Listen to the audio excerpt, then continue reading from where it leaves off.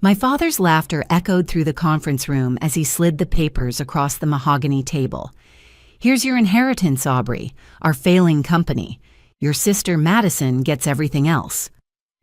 The contempt in his voice cut deeper than any blade. As their business partners shuffled uncomfortably, I stood up slowly. "Before we proceed, someone needs to join this meeting." The door opened and my assistant announced, "The CEO of Apex Industries." I walked to the door, turned back, and watched Dad's signing pen clatter to the floor. The conference room fell silent as I returned to my seat, savoring the shock on my father's face. To understand how we arrived at this moment, I need to take you back through the 32 years that led me here. My parents, Robert and Patricia Whitfield, built Whitfield Manufacturing from a small garage operation into a regional powerhouse. They started with nothing but determination and a loan from my maternal grandfather, crafting precision parts for the automotive industry. Growing up, our dinner table conversations revolved around supply chains, quarterly reports, and production efficiency. But these discussions had a clear audience of one, my older sister, Madison. She was the chosen heir from the moment she could hold a wrench. By age 10, Madison spent summers in the factory learning machinery. By 15, she was shadowing executives. By 18, she enrolled in MIT for mechanical engineering, following the path our parents had meticulously laid out. I took a different route. Where Madison saw beauty in blueprints, I found passion in understanding market psychology and strategic growth. When I announced my acceptance to Wharton for business administration, my father's disappointment was palpable. "Business school is for people who can't actually build anything," he declared over pot roast one Sunday. "Real success comes from understanding the product, not pushing papers." My mother's response was subtler but equally dismissive. "That's wonderful, dear," she said, patting my hand like I'd announced plans to study interpretive dance. "Maybe you'll meet a nice young man there, someone who can provide stability." The implication was clear: Madison would inherit the empire and I would marry into comfort. Throughout college, I excelled in courses on corporate strategy, market disruption, and organizational behavior. My professors praised my insights on modernizing traditional industries. But when I shared these ideas during holiday visits, my father would wave them away. "Consultants and their fancy theories," he'd scoff. "We've done fine for 3 decades without disrupting anything." Madison tried to bridge the gap, bless her heart. Aubrey's ideas about automation could really help. She'd ventured during one Christmas dinner, but Dad would redirect the conversation to Madison's internship at Tesla, his chest swelling with pride. Now that's real experience, working with the best engineers in the world, not sitting in classrooms theorizing. The comparisons were constant. Madison's engagement announcement at 24 sparked a celebration that lasted weeks.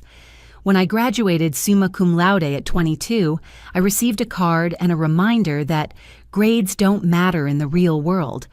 Madison's first published research paper was framed in Dad's office.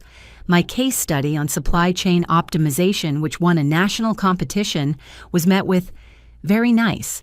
Have you given any thought to what you'll actually do for work?" I found an internship at Deloitte's strategy consulting division, working with manufacturing clients. The irony wasn't lost on me. While my family dismissed my chosen field, I was advising companies just like theirs on survival tactics in an evolving market. That's when I first encountered Whitfield Manufacturing's name in a different context. One of our senior partners, Gregory Marsh, mentioned them during a team meeting. "Classic case of generational stagnation," he said, unaware of my connection. "Refusing to modernize hemorrhaging talent, losing market share to nimbler competitors. They've hired us to assess their largest client relationship." My stomach dropped. Our biggest client was considering leaving. This accounted for 40% of our revenue. I volunteered for the assessment team, carefully omitting my last name from internal communications. What I discovered over the next 3 months changed everything. The client, Odyssey Automotive, had grown frustrated with my father's management style. Their procurement director, Thomas Chen, was documented as saying, "Robert Whitfield treats vendor relationships like it's still 1990. He's insulted our team, refused reasonable modernization requests, and his quality control is slipping." The report recommended Odyssey seek alternative suppliers within 18 months. But the deeper issues were even more troubling. Employee satisfaction surveys conducted anonymously revealed a toxic culture. My father's old-school management included berating staff publicly promoting based on favoritism rather than merit and dismissing innovative suggestions with contempt. The phrase, "because I said so," appeared in multiple complaint records. I sat in my small Philadelphia apartment reading through testimonials from people I'd known since childhood. Janet Morrison, who'd taught me to tie my shoes during factory picnics, described being passed over for promotion 5 times, despite outperforming her male counterparts. Robert told me I should be grateful to have a job at all since most women my age are raising grandchildren, her statement read. David Park, the brilliant financial analyst who'd helped Madison with her high school calculus, had submitted a comprehensive automation proposal that would have saved millions. Dad's response, witnessed by 6 employees, was to throw the proposal in the trash and announce that anyone who thinks machines can replace American workers can find another job. The investigation revealed something else. Whitfield manufacturing wasn't just stagnant, it was dying. Market share had dropped 20% over 5 years. Competitors using modern techniques were underbidding them consistently. The only reason they'd survived this long was legacy relationships and my mother's quiet diplomacy smoothing over conflicts my father created.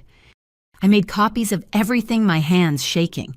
This was my family's legacy, crumbling in real time. That night, I called Madison, careful to keep details vague. "How's everything at the company?" I asked. Her sigh told me everything. "You know, Dad, he's convinced everyone else is the problem. Mom keeps telling him to listen to the management team, but..." Another sigh. "I'm starting to wonder if I want this future Aubrey.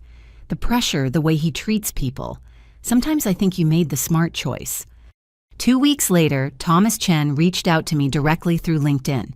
He'd done his research connecting the anonymous consultant to the Whitfield name. His message was brief. "I know who you are. We should talk." We met at a coffee shop in Philadelphia. Thomas was younger than I'd expected, early 30s, with kind eyes and a direct manner. "Your father is going to lose our contract," he said without preamble. "But I respect what your family built, even if Robert has lost sight of it. I have a proposition." He slid a folder across the table.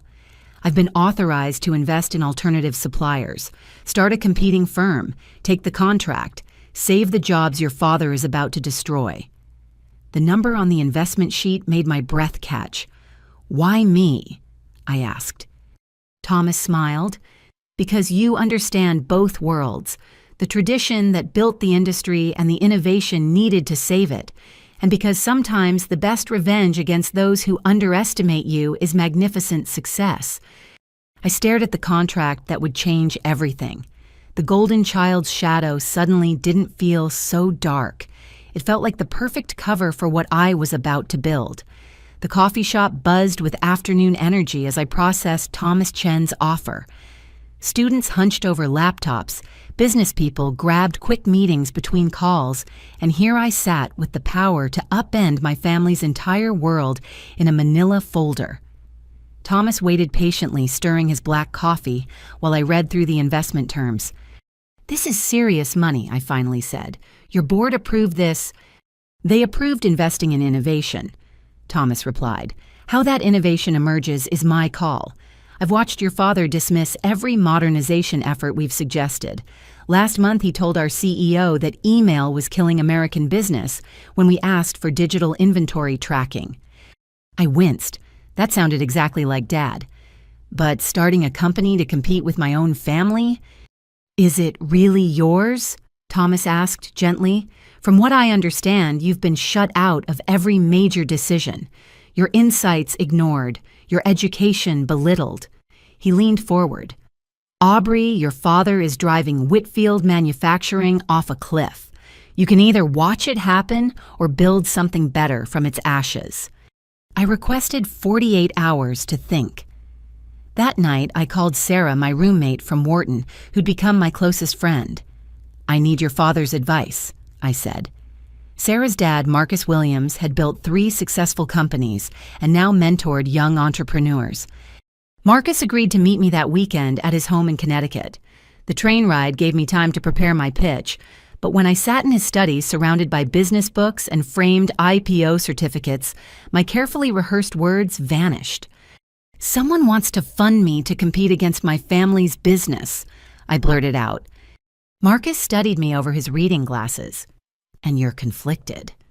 My father would see it as betrayal. "Would it be," Marcus asked, "or would it be evolution?" We talked for 3 hours. Marcus challenged every assumption, pushed back on every justification. He wasn't interested in my family drama or hurt feelings. He wanted to know about market analysis, competitive advantages, scalability. "Show me why this isn't just revenge," he said finally. "Develop a business plan that would work even if Whitfield Manufacturing didn't exist. If you can do that, I'll mentor you. But I have conditions." His terms were strict. Complete transparency about my family connection with all stakeholders. No poaching of current Whitfield employees for the first year. Focus on innovation, not imitation. And most importantly, regular sessions with a business therapist to ensure emotional decisions didn't override strategic thinking. "Building a business from spite creates bitter fruit," Marcus warned. "Building from vision creates empires." I spent the next 6 months crafting that vision. Days at Deloitte analyzing manufacturing trends, nights and weekends, developing a revolutionary approach to the industry. I researched sustainable materials that could reduce costs while improving quality. I studied Toyota's lean manufacturing principles and adapted them for American small batch production. I designed employee profit-sharing models that would attract top talent. My business plan went through 17 drafts. Marcus reviewed each one with surgical precision. "Why would a client choose you over established competitors?" he'd challenge. "What's your 5-year growth strategy? How do you handle economic downturns?"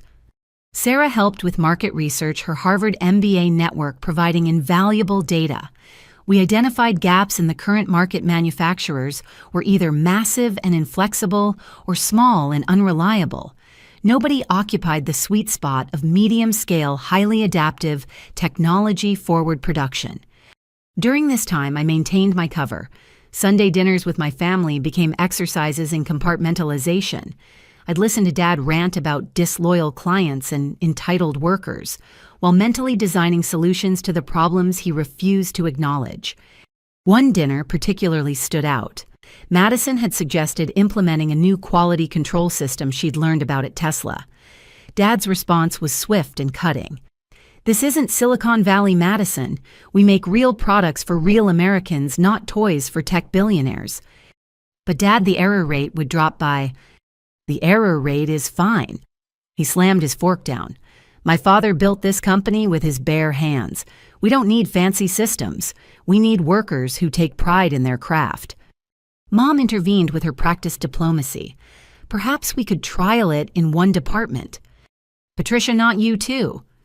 Dad's disappointment was theatrical. "Next, you'll be suggesting we replace workers with robots like Aubrey's consulting friends recommend." I hadn't recommended anything, but pointing that out would only escalate tensions. Instead, I changed the subject to Madison's upcoming presentation at an engineering conference. Watching Dad's mood shift instantly to pride. The golden child could still do no wrong as long as she didn't challenge his methods. After dinner, Madison cornered me in our childhood kitchen. "He's impossible," she whispered. "Every good idea dies because it wasn't his. Janet Morrison developed an incredible efficiency protocol and he literally laughed in her face during the meeting." "Why does she stay?" I asked, though I knew the answer. Where else would a 60-year-old female engineer find comparable work in our town? Same reason they all do. Loyalty to what the company used to be. Hope that things will change. Madison glanced toward the living room where our parents sat. "I'm 25, Aubrey. I'm supposed to be learning how to lead, but all I'm learning is what not to do." 3 weeks later, Thomas called with urgency. "We're accelerating our timeline. Your father just insulted our board during a contract review, called them pencil pushers who wouldn't know quality if it bit them. We need alternative suppliers lined up within 6 months. I met with Marcus that night. I'm ready, I said, spreading my final business plan across his desk, 120 pages of analysis, projections, and strategies. He read in silence for an hour, occasionally making notes. Finally, he looked up. This is exceptional. You're not just competing with Whitfield, you're reimagining the entire sector. So you'll mentor me. On one condition beyond our original agreement. His expression was serious. You tell one family member the truth before launch. Complete secrecy will poison you. Choose wisely who to trust.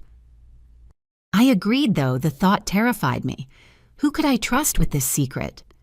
Marcus connected me with a business attorney, Catherine Walsh, who specialized in startup formation. Family business competition is tricky, she warned during our first meeting.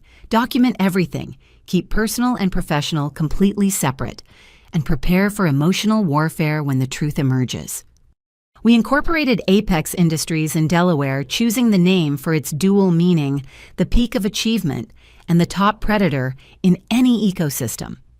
Thomas's investment came through as promised, along with matching funds from 2 other manufacturers seeking supply chain alternatives. I rented a small office space an hour from my hometown, far enough to avoid accidental encounters, but close enough to understand the local market. The first weeks were overwhelming. Licensing permits, equipment, sourcing, facility hunting.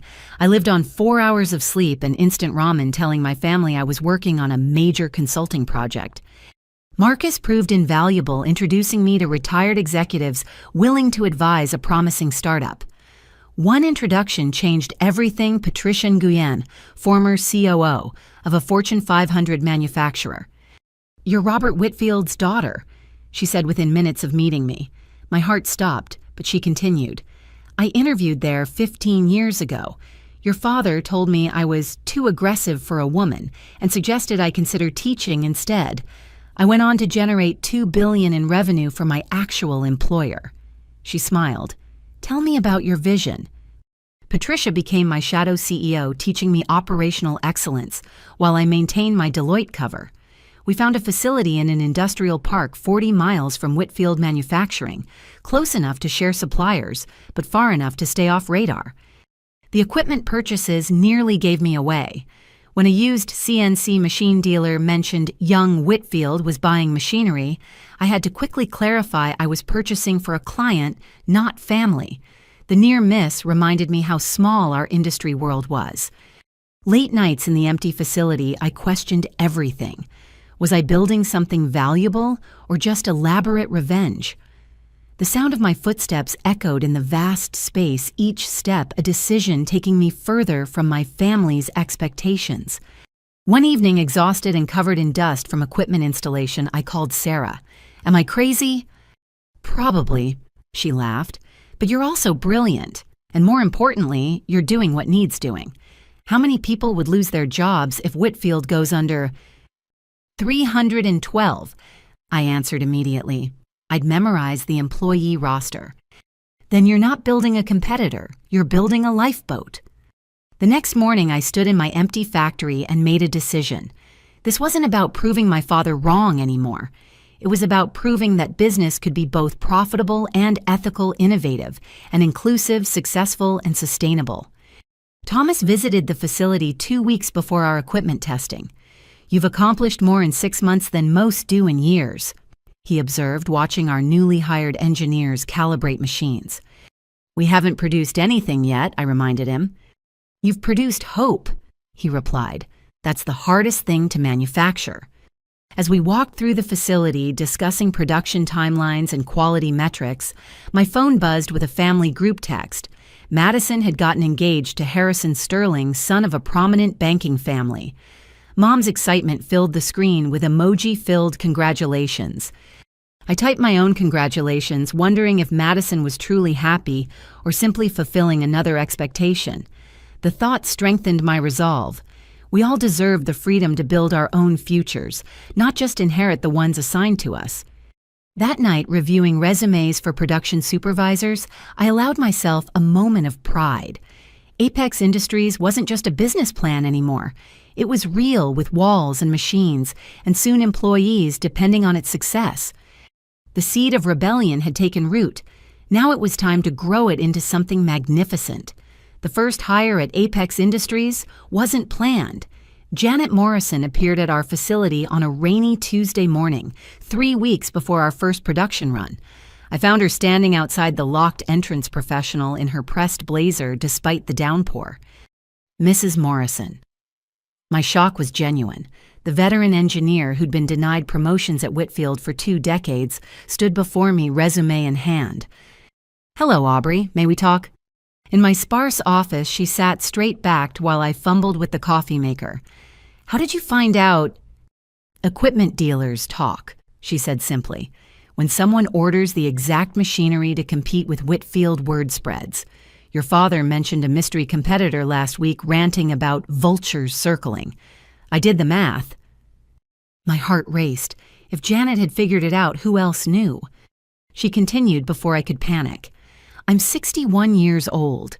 Your father has passed me over for promotion 14 times.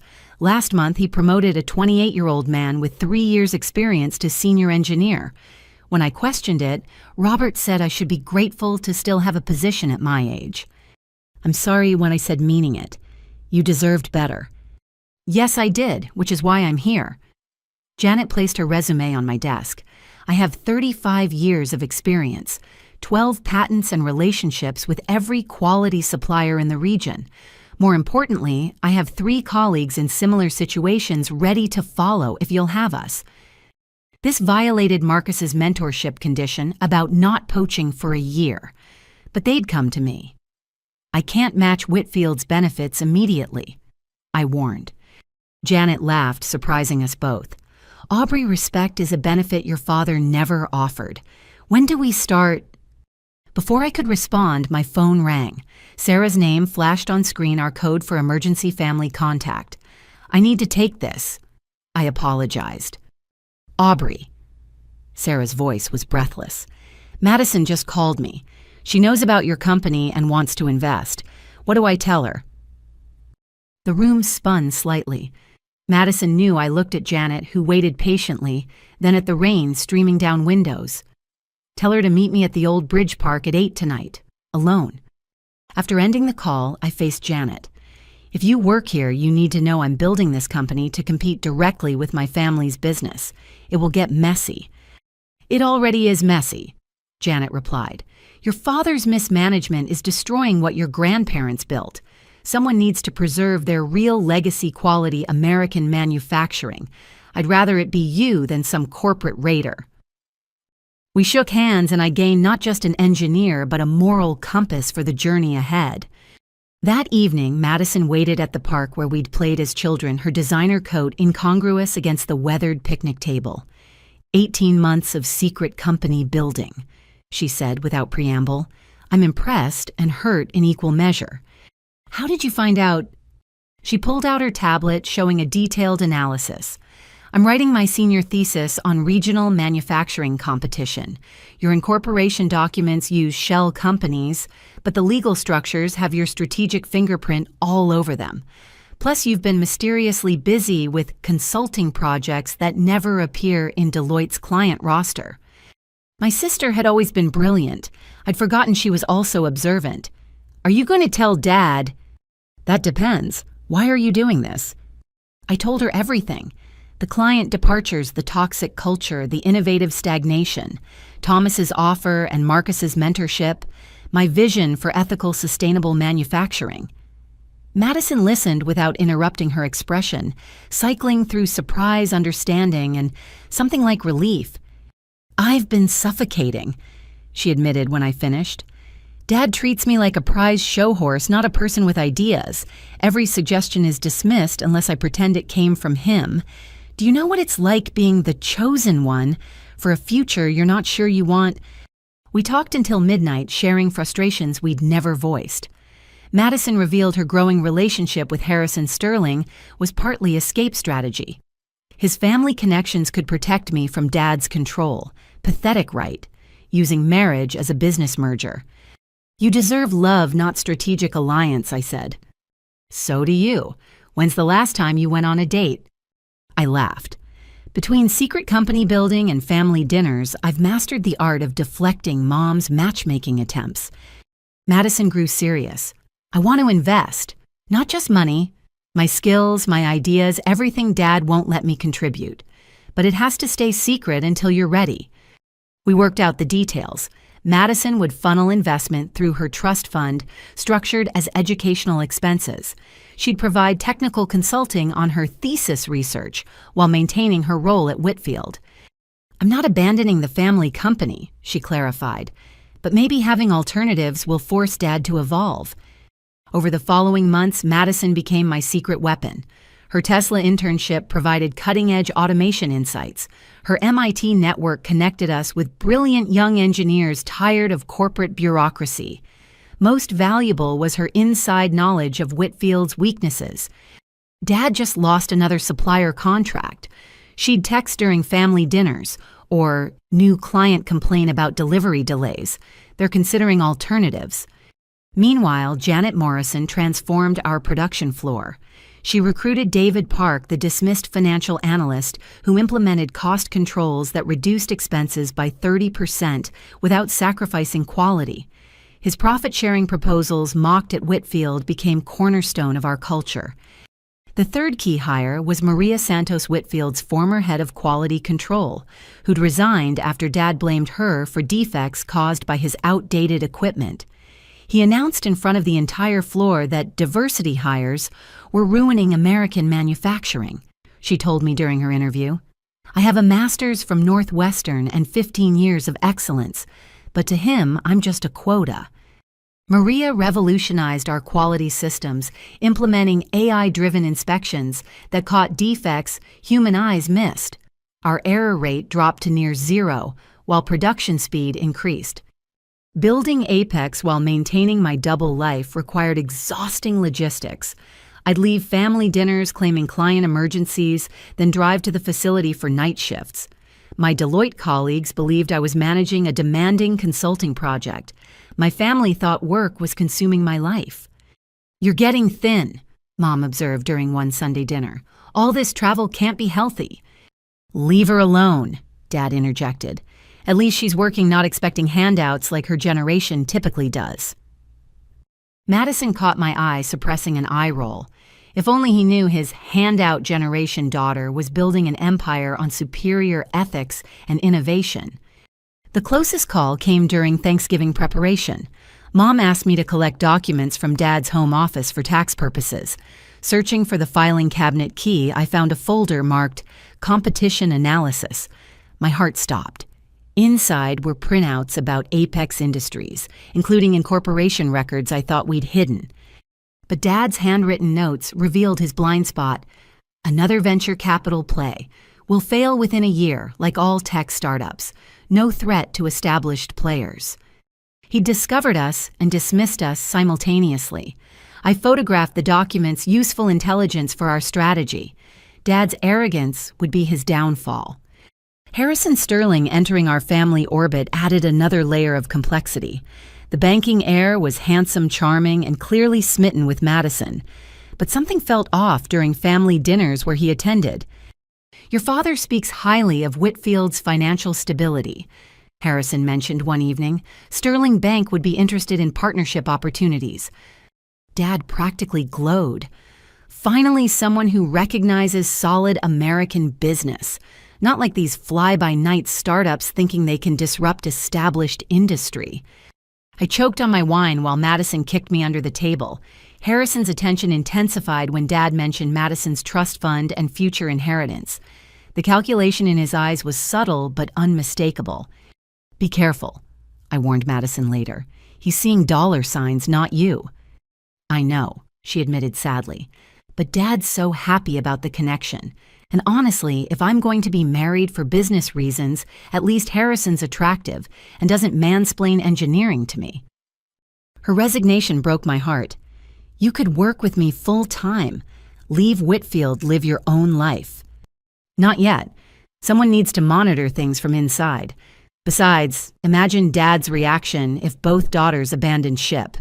He'd have a stroke. We maintained our careful balance through winter into spring. Apex secured its first major contract with a startup electric vehicle manufacturer seeking innovative suppliers. Our sustainable materials and rapid prototyping capabilities won over traditional competitors. First month's orders exceed projections by 40%, David reported during our Monday morning meeting. If this continues, we'll need second shift sooner than planned. Janet had already identified potential hires, all skilled workers, undervalued elsewhere. Living wages and respect attract talent, she noted. Revolutionary concept, apparently. My double life grew more complex as Apex succeeded. Lying to my family gnawed at my conscience, but watching Dad's continued mismanagement justified the deception. He'd fired 2 more engineers for insubordination, suggesting improvements, and lost another major client to unreasonable demands, basic quality standards. One night, reviewing expansion plans in my apartment, exhaustion overwhelmed me. I was 29 years old, running a growing company while pretending to be a mid-level consultant. My personal life consisted of family obligations and secret business meetings. The weight of deception pressed against my chest. Sarah found me crying over spreadsheets. "This is unsustainable," she said gently. "You need to tell them soon." After Madison's wedding, I promised. Let her have that without drama. But as I'd learned, family drama follows its own timeline, not our carefully laid plans. Spring arrived with a flood of orders that tested every system we'd built at Apex Industries. Our electric vehicle client had recommended us to 3 competitors, all seeking suppliers who could deliver innovation without the bureaucratic nightmares of established manufacturers. I stood on the production floor at 5 a.m. watching our first shift arrive, feeling a mixture of pride and terror. "Morning, boss," Maria Santos called out, already reviewing quality reports on her tablet. "0 defects on yesterday's final inspection. 3rd perfect day this week." These moments made the exhaustion worthwhile. At Whitfield, perfection was luck. At Apex, it was standard. My phone buzzed with a text from Madison. "Emergency board meeting. Dad's freaking out about quarterly numbers." Whitfield Manufacturing had posted its 3rd consecutive quarter of losses. Their largest remaining client had reduced orders by half, citing delivery delays and quality concerns. The writing wasn't just on the wall, it was in neon lights. But acknowledging problems required humility my father didn't possess. According to Madison's covert recordings, he blamed everyone except himself.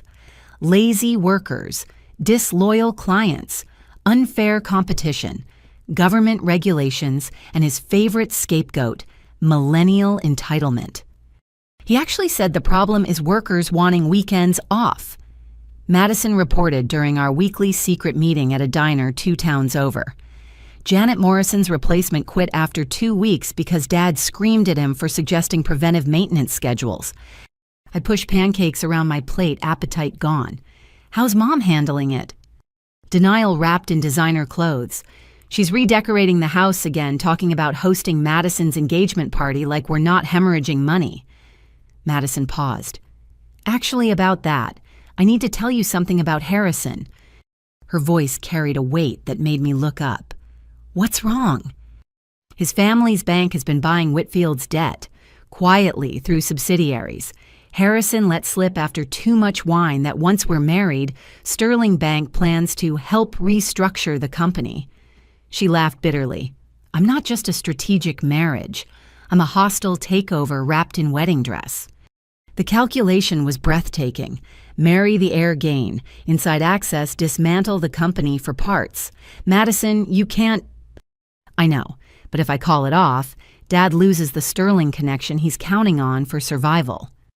She met my eyes. "Unless another buyer emerges first." The implication hung between us like a charged wire. Apex Industries, barely a year old considering acquiring the company I'd been raised to inherit. The audacity was intoxicating. "We're not ready." I said, though my mind was already running scenarios. We'd need massive capital expansion credit lines, investor backing, or, Madison interrupted, we'd need Dad to get desperate enough to accept a lowball offer from his mysterious competitor, especially if that competitor already has his next generation of leadership on board. We spent 3 hours sketching possibilities on napkins, two sisters plotting corporate patricide over coffee refills. By the time we parted, the seed was planted.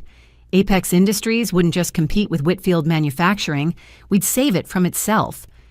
The next months blurred together in a haze of 18-hour days. I maintained my Deloitte cover while building Apex into a regional powerhouse. We hired our second and third shifts, implemented Madison's automation protocols, and landed contracts with 2 Fortune 500 manufacturers. Our success attracted attention. Regional Business Quarterly ran a feature on the mystery startup disrupting traditional manufacturing. They hadn't identified me as CEO yet, but speculation ran wild.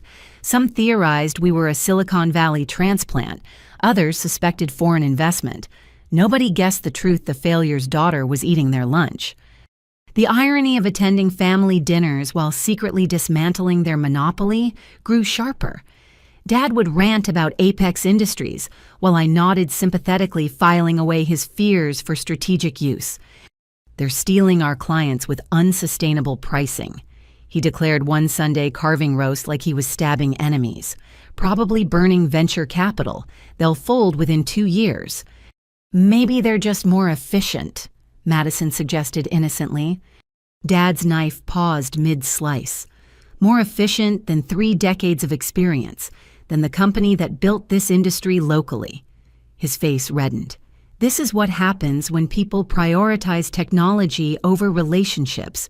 Real business is done face-to-face with handshakes and honor.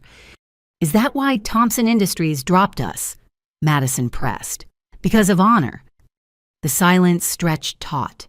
Thompson had been Whitfield's second-largest client until Dad insulted their procurement team for requesting environmental compliance documentation. Thompson was infiltrated by liberal nonsense. Dad spat. Climate change quotas and diversity metrics. We build quality products, not social justice warriors. I caught Mom's eye, seeing exhaustion beneath her perfect makeup. She'd spent 30 years managing his temper, smoothing his rough edges, apologizing for his offenses. How many clients had she retained through sheer grace? After dinner, I helped Mom clear plates while Dad and Harrison discussed real business over scotch. "Sweetheart," Mom said quietly, "I know you're building something." My hands stilled in soapy water. "Mom, I'm not blind. The late nights, the evasive answers, the way Madison looks at you like you hung the moon." She dried a plate methodically. "Whatever it is, be careful. Your father doesn't handle competition well, especially from women." "Would you stop me?" She considered this while stacking china. 20 years ago, I had ideas too. Improvements, expansions, modernizations. Your father patted my head and told me to focus on raising you girls. Her smile was sad. Maybe it's time someone showed him what we're capable of. That night, I lay awake processing the revelation. Mom knew, or at least suspected. Yet she'd kept silent, maybe even provided cover. The woman I'd dismissed as decoration had been playing a longer game. My phone lit up with encrypted files from Madison. Harrison's pillow talk had revealed Sterling Bank's timeline: acquire Whitfield's debt force default through aggressive terms, marry Madison for inside access, then break up the company for real estate value alone. The factory would become condos. 300 jobs would vanish. Our family legacy would be erased for profit margins. "We have 6 months," Madison's message read. 8 if Dad can secure bridge financing. 6 months to grow Apex large enough for acquisition. 6 months to position ourselves as saviors rather than raiders. 6 months to prevent Harrison Sterling from turning our childhood home into a parking lot. I called Marcus Williams at midnight. "I need to accelerate everything." "What's changed?" "Family is in danger, not from me, from someone worse." Marcus sighed. "How much do you need?" 20 million credit line. 30 would be better. You're asking me to bet on a company that's barely a year old, run by someone living a double life to acquire a failing business with massive debt. Yes. The pause stretched across states. I'll make some calls, but Aubrey, it's time to come clean. These situations explode. Control the narrative or it controls you. He was right, but first I needed leverage. I spent the next week negotiating with Odyssey Automotive, Thomas Chen's company that had launched this journey. Their contract with Whitfield ended in 2 months. We could handle their full volume with our expansion. You've exceeded every projection, Thomas noted during our facility tour. But taking Whitfield's place means tripling capacity overnight. We'll be ready. I promised mentally calculating equipment needs hiring requirements and sleepless nights ahead. The financial maze required expert navigation. Catherine Walsh. My attorney introduced me to investment bankers who specialized in distressed acquisitions. They saw Whitfield's numbers and whistled. Your father's been cooking books, one noted delicately. Not illegally, but creatively.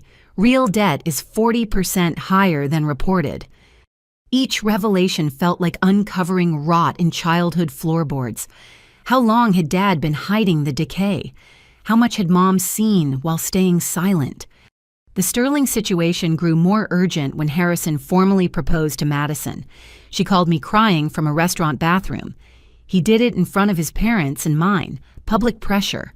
I couldn't say no without causing a scene. You don't have to marry him, I said firmly. If I don't, Dad's lost his last hope.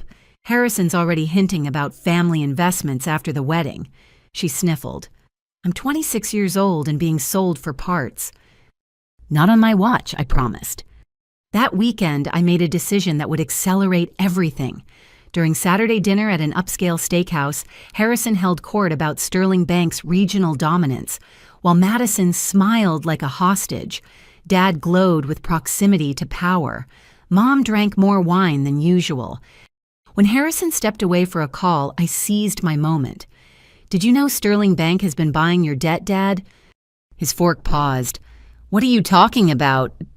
My clients at Deloitte track regional banking movements. Sterling's been acquiring Whitfield obligations through shell companies. You owe them 70% of your credit. I watched realization dawn. The eager wedding planning. The sudden interest in family business. The generous terms that now looked like trapdoors. You're mistaken, he said, but uncertainty flickered. Check your loan documents. Cross-reference the holding companies. Harrison's family doesn't want an alliance. They want your real estate. Madison's eyes widened with perfectly timed shock. Is that why he's been asking about property valuations? The seed of doubt was planted. Over the following days, Dad's investigation confirmed what we'd leaked. His rage was biblical.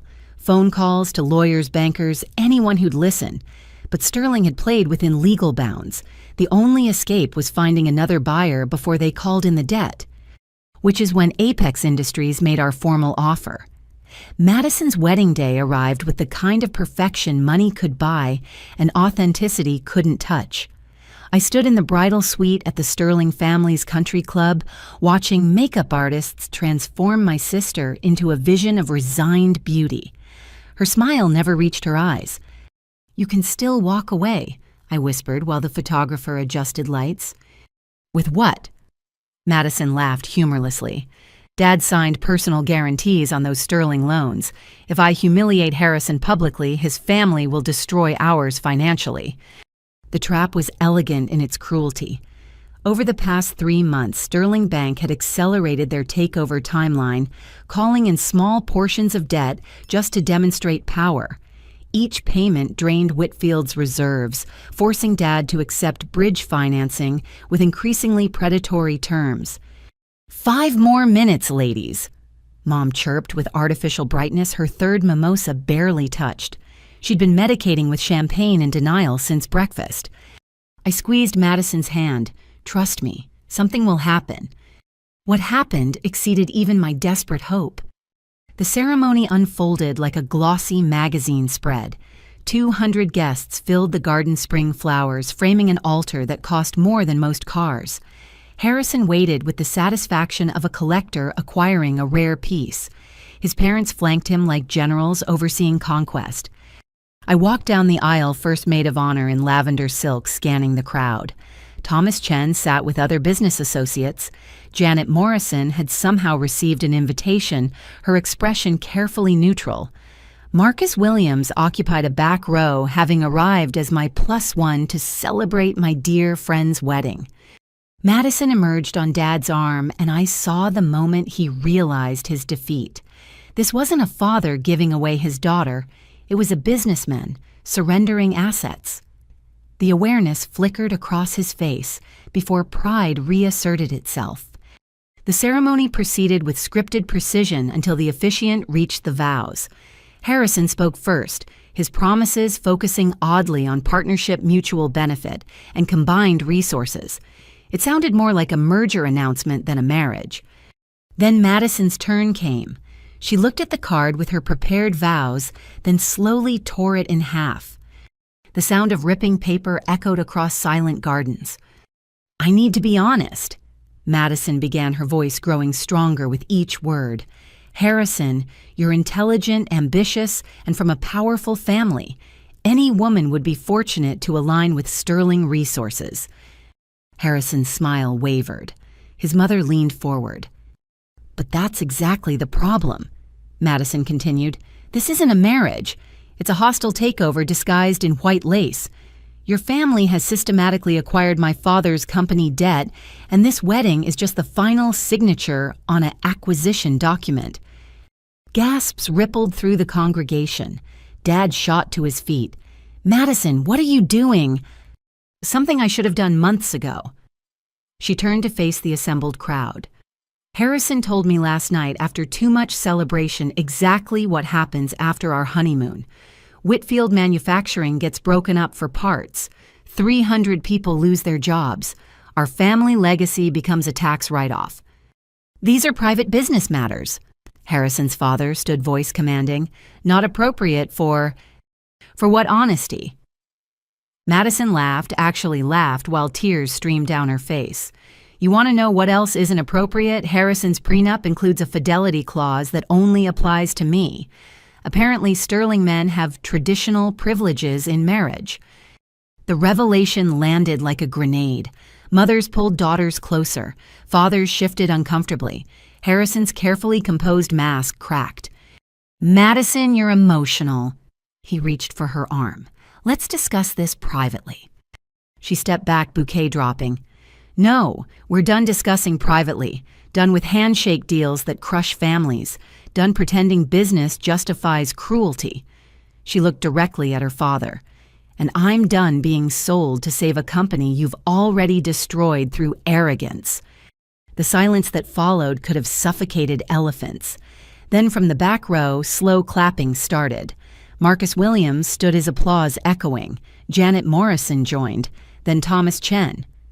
One by one, people who'd been wronged by both families' methods rose in solidarity. Harrison's face flushed crimson. "You'll regret this. Sterling Bank will call in every loan. Your family will be bankrupt by Monday." Actually, a new voice interrupted, "They won't." Everyone turned as Marcus Williams approached the altar with documents. "Miss Whitfield, as CEO of Apex Industries, asked me to present this formal acquisition offer. Cash purchase of all outstanding Whitfield Manufacturing debt, including Sterling Bank holdings. The contracts are already filed with state regulators." My moment had arrived. I stepped forward, no longer the overlooked daughter, but revealed as the architect of salvation. "Surprise, Dad." Robert Whitfield's face cycled through confusion, rage, and shock like a broken kaleidoscope. "You Apex Industries is you. Me along with every talented person you drove away." I gestured to Janet, who waved cheerfully. "Every innovation you mocked, we implemented. Every worker you belittled, we hired. Every client you insulted, we served better." "This is conspiracy," Harrison sputtered. "Fraud. Will sue." "For what?" Catherine Walsh, my attorney, materialized beside Marcus. "Apex Industries made a legal offer at above-market rates. Sterling Bank's board voted to accept this morning. Check your phones." The beautiful chaos that erupted defied wedding etiquette. Harrison's parents screaming about betrayal, Dad advancing on me with fists clenched, Mom stepping between us with steel in her spine I'd never seen. Guests recording everything on phones, ensuring this disaster would trend within hours. "Inside," Mom commanded with authority that brooked no argument. "Family only, now." We retreated to the country club's library, leaving 200 guests to gossip over abandoned reception tables. The immediate family gathered Mom, Dad, Madison still in her wedding dress, and me in bridesmaid lavender. The fortune we'd spent on this facade could have saved 10 jobs. Dad rounded on me immediately. "How dare you, stealing from your own family?" Stealing. I laughed, harsh and bitter. "I built something better than what you were destroying. That's not theft, that's evolution." "With whose money, whose connections?" Spittle flew from his lips. "Everything you have came from the Whitfield name." "Everything I have came despite the Whitfield name." I pulled out my phone, showing bank statements. "Thomas Chen invested because you insulted him. Marcus Williams mentored me because you exemplified everything wrong with old-school management. Your former employees joined because you treated them like machinery instead of humans. Those ungrateful—" "Stop!" Mom's voice cut through his building tirade.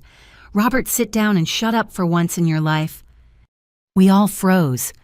Patricia Whitfield had never spoken to her husband like that in public or private. She stood by the window silhouette, rigid against afternoon light. "Do you know why I stayed?" she asked conversationally. "Through the affairs, the belittlement, the watching you destroy everything my father helped build." Dad's mouth opened and closed fish-like. "Patricia, Elena Rodriguez, Jennifer Barnes, Sandra Kim. Should I continue listing your secretaries? Robert. The ones you thought I didn't know about."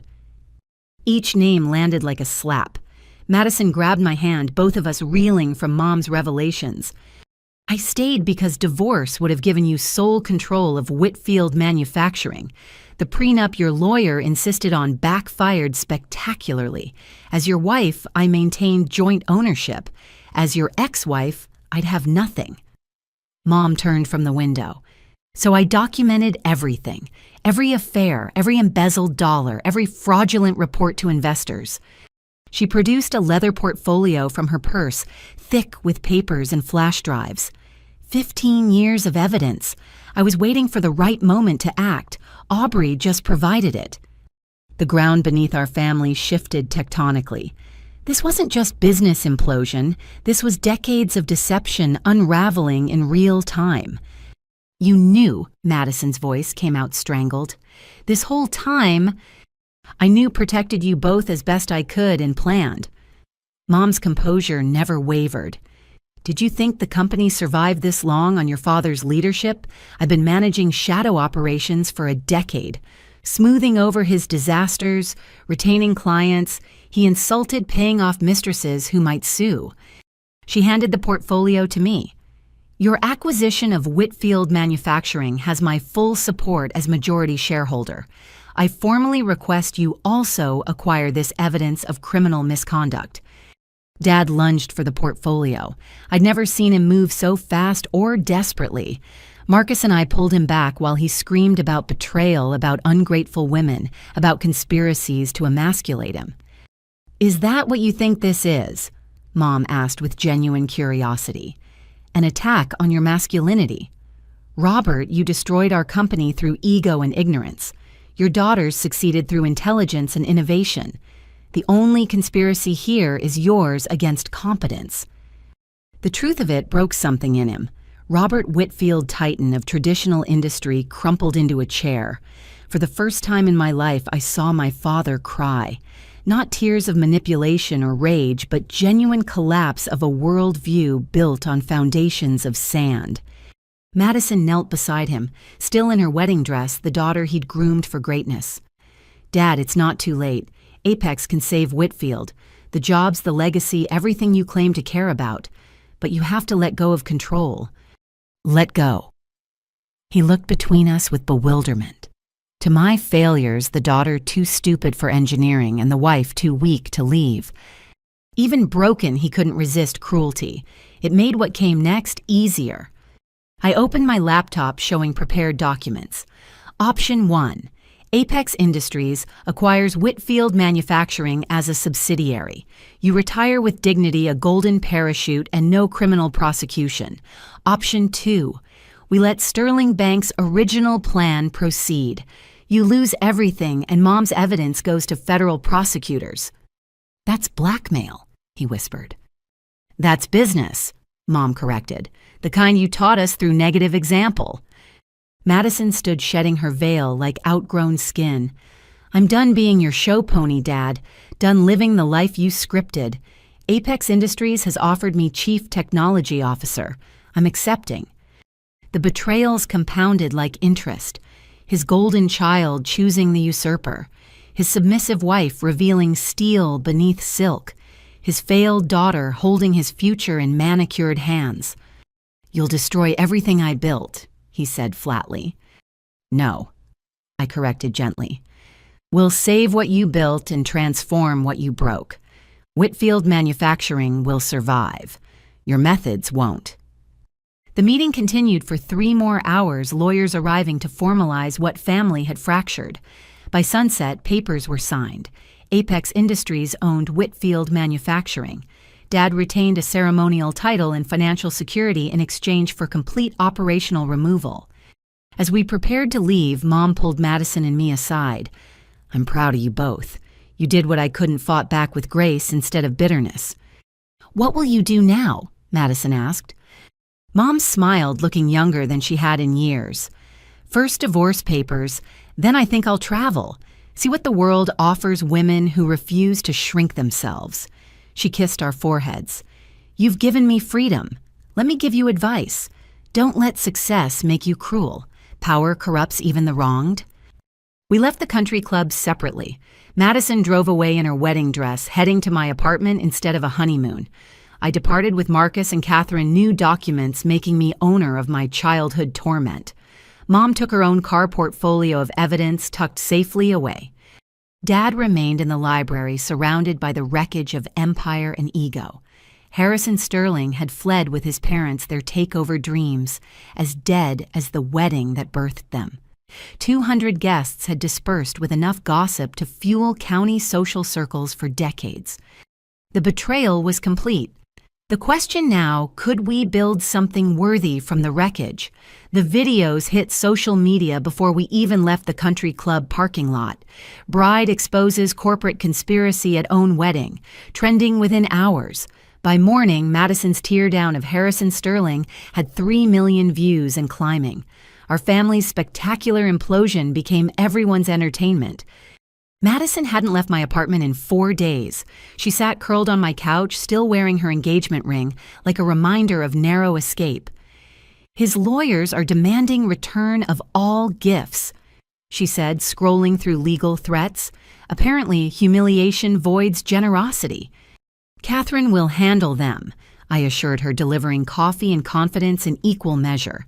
Sterling Bank already accepted our buyout. They have no leverage left. Except public opinion. Madison showed me her phone screen filled with bile. Comments ranged from support to slut-shaming, with strangers dissecting our family dynamics like a reality show. Dad's given 3 interviews painting us as ungrateful daughters who destroyed a loving father. The narrative war had begun. Robert Whitfield, master of no domain except manipulation, was spinning our business victory into personal tragedy. Conservative podcasters championed him as a victim of radical feminism. Business journals questioned if emotional women could successfully run manufacturing. My phone buzzed with our publicist. William Anderson from the Wall Street Journal wants an exclusive. He's promising fair coverage of the acquisition. Schedule it, I decided. But here, not their offices. Show them our operation, not just our opinions. Mom had taken a different approach to the fracture. She'd vanished completely, leaving only a note. Handling necessary matters. Don't look for me. Trust the process. Her lawyer communicated that divorce papers had been filed citing irreconcilable differences rather than the infidelity and fraud she could have claimed. Why protect him now? Madison wondered aloud. Because cruelty is his weapon, not hers. I suggested, though, Mom's motivations remained opaque as always. The doorbell interrupted our speculation. Through the peephole, I saw Dad disheveled in yesterday's clothes. My hand hesitated on the lock. "Let him in," Madison said quietly. "We need to face this." He entered like a stranger, the commanding presence I'd feared my whole life reduced to hollow desperation. "Your mother won't answer my calls." "Can you blame her?" I asked. 35 years of marriage. She owes me conversation at least. Madison laughed sharp and bitter. "She owes you nothing, just like we owe you nothing. That's what you never understood, Dad. Relationships aren't transactions. Love isn't debt." He sank into my armchair without permission, looking around my apartment like seeing it for the first time. The life I'd built without his approval or assistance, made visible in modern furniture and framed achievements he'd never acknowledged. "Why?" he asked finally. "I gave you everything. Best schools, comfortable life, guaranteed futures. Why betray me?" "You gave us things," I corrected. "Not respect, not opportunity, not the freedom to be ourselves instead of your props. I protected you from harsh realities." "You were the harsh reality." Madison's composure cracked. "Every achievement dismissed if it wasn't your way. Every idea mocked if it threatened your ego. Do you know what it's like being praised to others but belittled at home?" Dad's face flushed. "I pushed you toward excellence." "You pushed us toward your definition of excellence," I interrupted, "which meant shrinking ourselves to fit your comfort zone. Well, we're done shrinking." The argument that followed was 20 years overdue. Grievances poured out like pus from infected wounds. Madison detailed every time he'd taken credit for her innovations. I listed every dismissal of my education, every snide comment about soft skills and women's work. He defended with increasing desperation. We were too sensitive. Business required toughness. Modern philosophies were destroying traditional values. The litany of conservative platitudes that justified emotional neglect. "Get out," I finally said. "Come back when you're ready to listen instead of lecture." He stood slowly, age showing in every movement. "Your mother took the house keys, changed the locks already. My own home, Aubrey. 3 decades of mortgage payments and I can't enter my own home. It's her home too, you just never noticed." After he left Madison and I sat in exhausted silence, victory felt hollow when it came at family's expense. We'd saved the company but shattered the clan. My phone rang with an unknown number. Against better judgment, I answered. "Miss Whitfield, this is Jennifer Barnes, Dad's former mistress." My hand tightened on the phone. "What do you want?" "To meet. I have information about your father you need to know. It affects your company acquisition." We arranged to meet at a neutral location the next morning. Madison insisted on accompanying me, united in suspicion. Jennifer Barnes wasn't what I'd expected. Professional rather than seductive, she waited in the coffee shop with folders and remorse. "I owe you both an apology. The affair was wrong, but there's more you need to know." She spread documents across the table. Bank statements, emails, photographs. "Your father's been hiding assets. Offshore accounts, shell companies, systematic embezzlement going back 15 years. I helped him thinking it was tax planning. It wasn't." The scale stunned even cynical me. Millions siphoned from Whitfield manufacturing into Caribbean hideaways. Contracts inflated with kickbacks flowing to personal accounts. Our family business hollowed out by the man sworn to protect it. "Why tell us now?" Madison asked. "Because he's planning to use these funds to challenge your acquisition. Hire lawyers to tie you up for years, bleed Apex dry through litigation." Jennifer met our eyes steadily. "I've already been to the FBI. Immunity in exchange for testimony. You should know what's coming." She left us with copies of everything. Evidence that would imprison our father, destroy any sympathy he'd cultivated, and any hope of reconciliation. "We have to tell Mom," Madison said numbly. But Mom already knew. She called that evening from an undisclosed location, voice calm as always. "Jennifer reached out weeks ago. I've been coordinating with federal investigators. It's why I disappeared, protecting evidence, providing corroboration." "You're testifying against Dad." "I'm testifying for truth. What he does with truth is his choice." She paused. "I've also transferred my shares in both companies to you two. Equal split. I want no part of business anymore." "Mom, I spent 35 years managing his disasters. You saved what could be saved. Let me find my own salvation now." The call ended with love but no forwarding address. Our mother, the shadow executive, had vanished into whatever life awaited women who refused to be supporting characters anymore. Madison moved out of my apartment the next week, finding her own space to process the ruins. We met daily at Apex headquarters, building the future while our past burned behind us. The media circus intensified. Business channels analyzed our acquisition structure. Lifestyle blogs dissected our family psychology. Everyone had opinions on the Whitfield women who'd toppled a patriarch. Then came the FBI raid on Dad's home. News helicopters circled while agents carried out boxes of evidence. He was arrested on charges of fraud, embezzlement, and tax evasion. The perp walk photos showed a broken man who'd finally met consequences. "I feel nothing," Madison confessed that night. "Shouldn't I feel something? He's our father." "He was our father," I corrected. "Now he's just a cautionary tale about toxic leadership." But late at night, alone with merger documents and memories, I grieved. Not for who he was, but who he could have been. The father who might have celebrated our successes instead of fearing them. The leader who could have evolved instead of calcified. The man who chose pride over family at every crucial turn. Apex Industries thrived amid the chaos. Our story resonated with workers tired of outdated management. Resume flooded in from talented people seeking respectful environments. Clients appreciated transparency and innovation over old boys club handshakes. We held our first all-hands meeting in Whitfield's former executive conference room. 300 employees gathered, some who'd worked there for decades, others brand new to our vision. Change is hard. I addressed them honestly.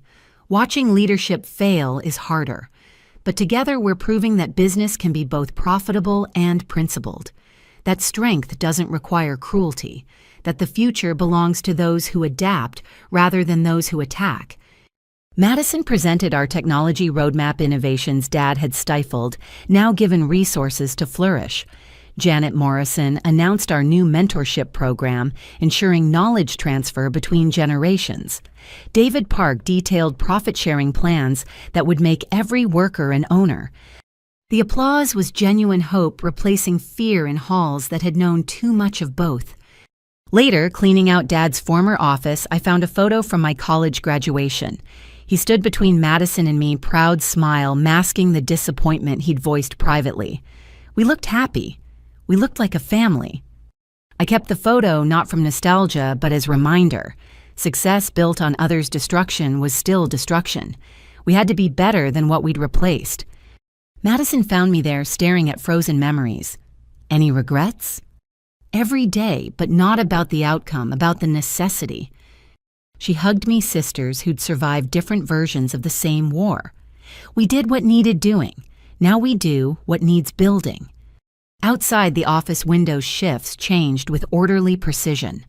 Workers who'd once cringed at executive footsteps now walked with dignity. The empire we'd inherited through betrayal was becoming something worth believing in. Our family had fractured beyond repair, but from those cracks, light was finally getting in. Federal investigations moved slowly, but market confidence shifted at light speed. Within 2 weeks of the FBI raid, Whitfield Manufacturing's remaining contracts began canceling. Clients who'd tolerated Dad's behavior when he held power abandoned ship once consequences arrived. Each departure email copied to me as new CEO felt like vindication mixed with ash. Thompson Industries is requesting expedited exit from their Whitfield contract. David Park informed me during our Monday morning briefing. They want to transition to Apex immediately. I studied the numbers on my screen, each digit representing jobs, families, futures. Offer Whitfield workers first placement opportunity. No one loses employment because of leadership changes. That's generous, David noted.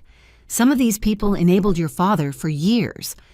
Fear makes accomplices of us all. Let's break that cycle. The true hostile takeover wasn't Apex absorbing Whitfield. It was hope conquering resignation in every corner of our merged operations. Madison revolutionized production lines with automation that enhanced rather than replaced human skill. Workers who'd hidden innovations for decades suddenly presented ideas they'd shelved under Dad's regime. My assistant knocked, interrupting strategy discussions.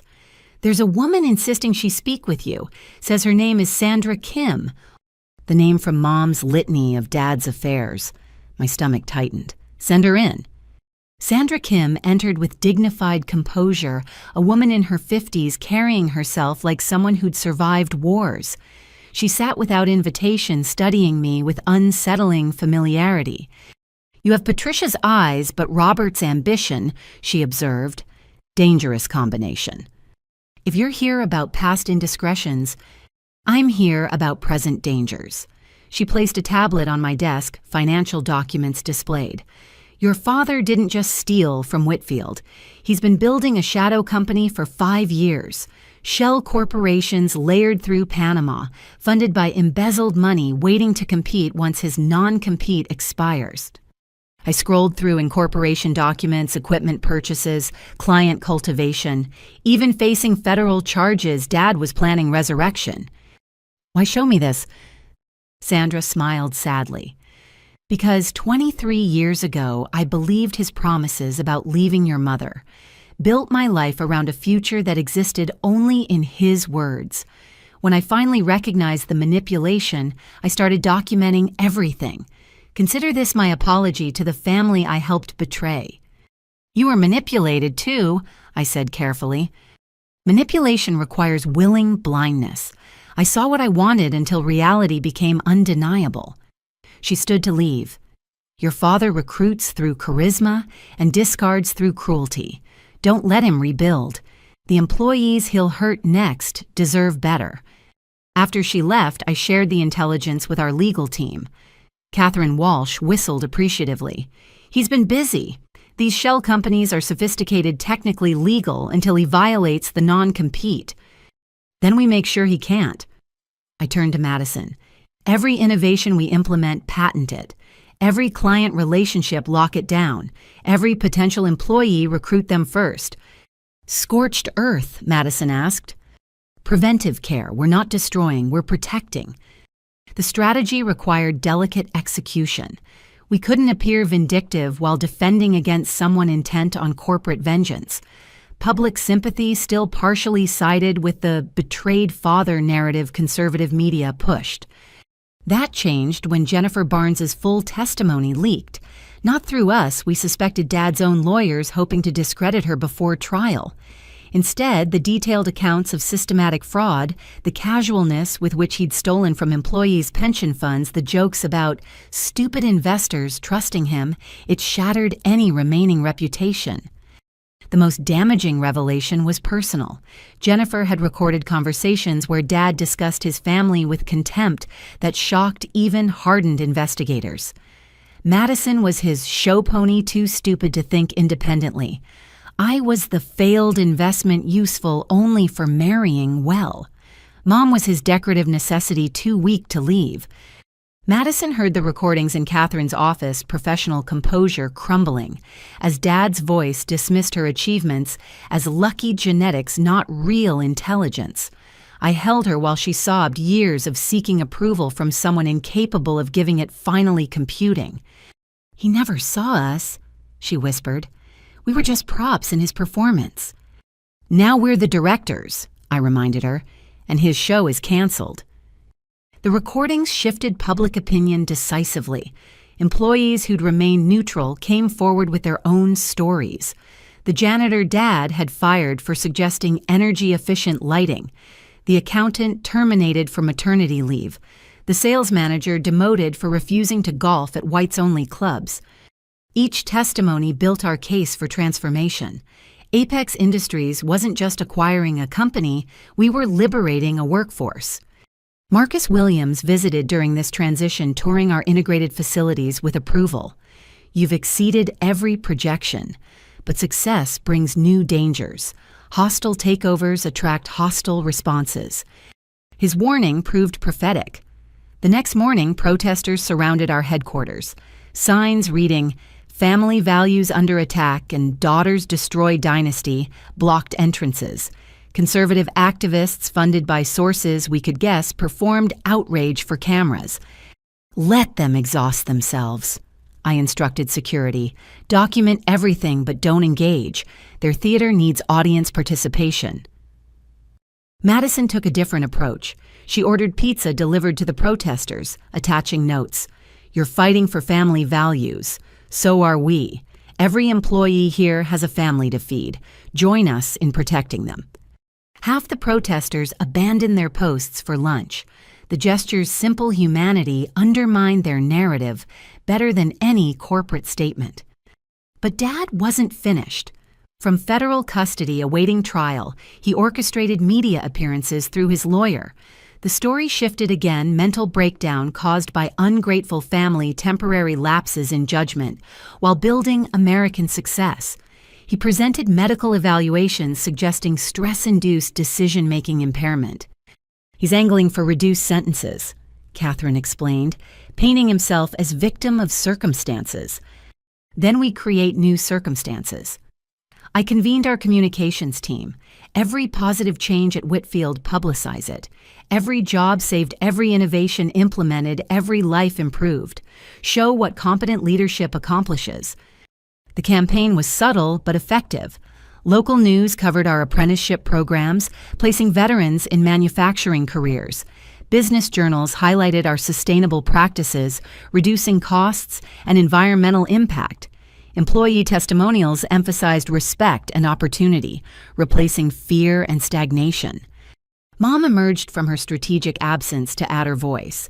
She gave exactly one interview sitting in an undisclosed garden looking serene. Her words were measured, devastating in their simplicity.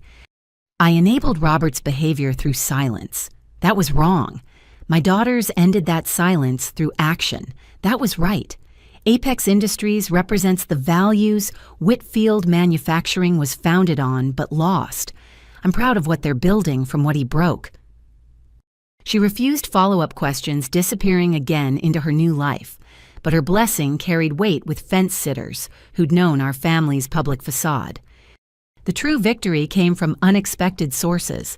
Sterling Bank, stinging from their failed acquisition, offered Apex a comprehensive credit line at preferred rates. "Better to fund success than fight it," Harrison's father admitted through gritted teeth.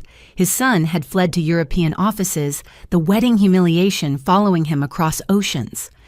Competitors who'd celebrated Whitfield's struggles now approached us for partnerships.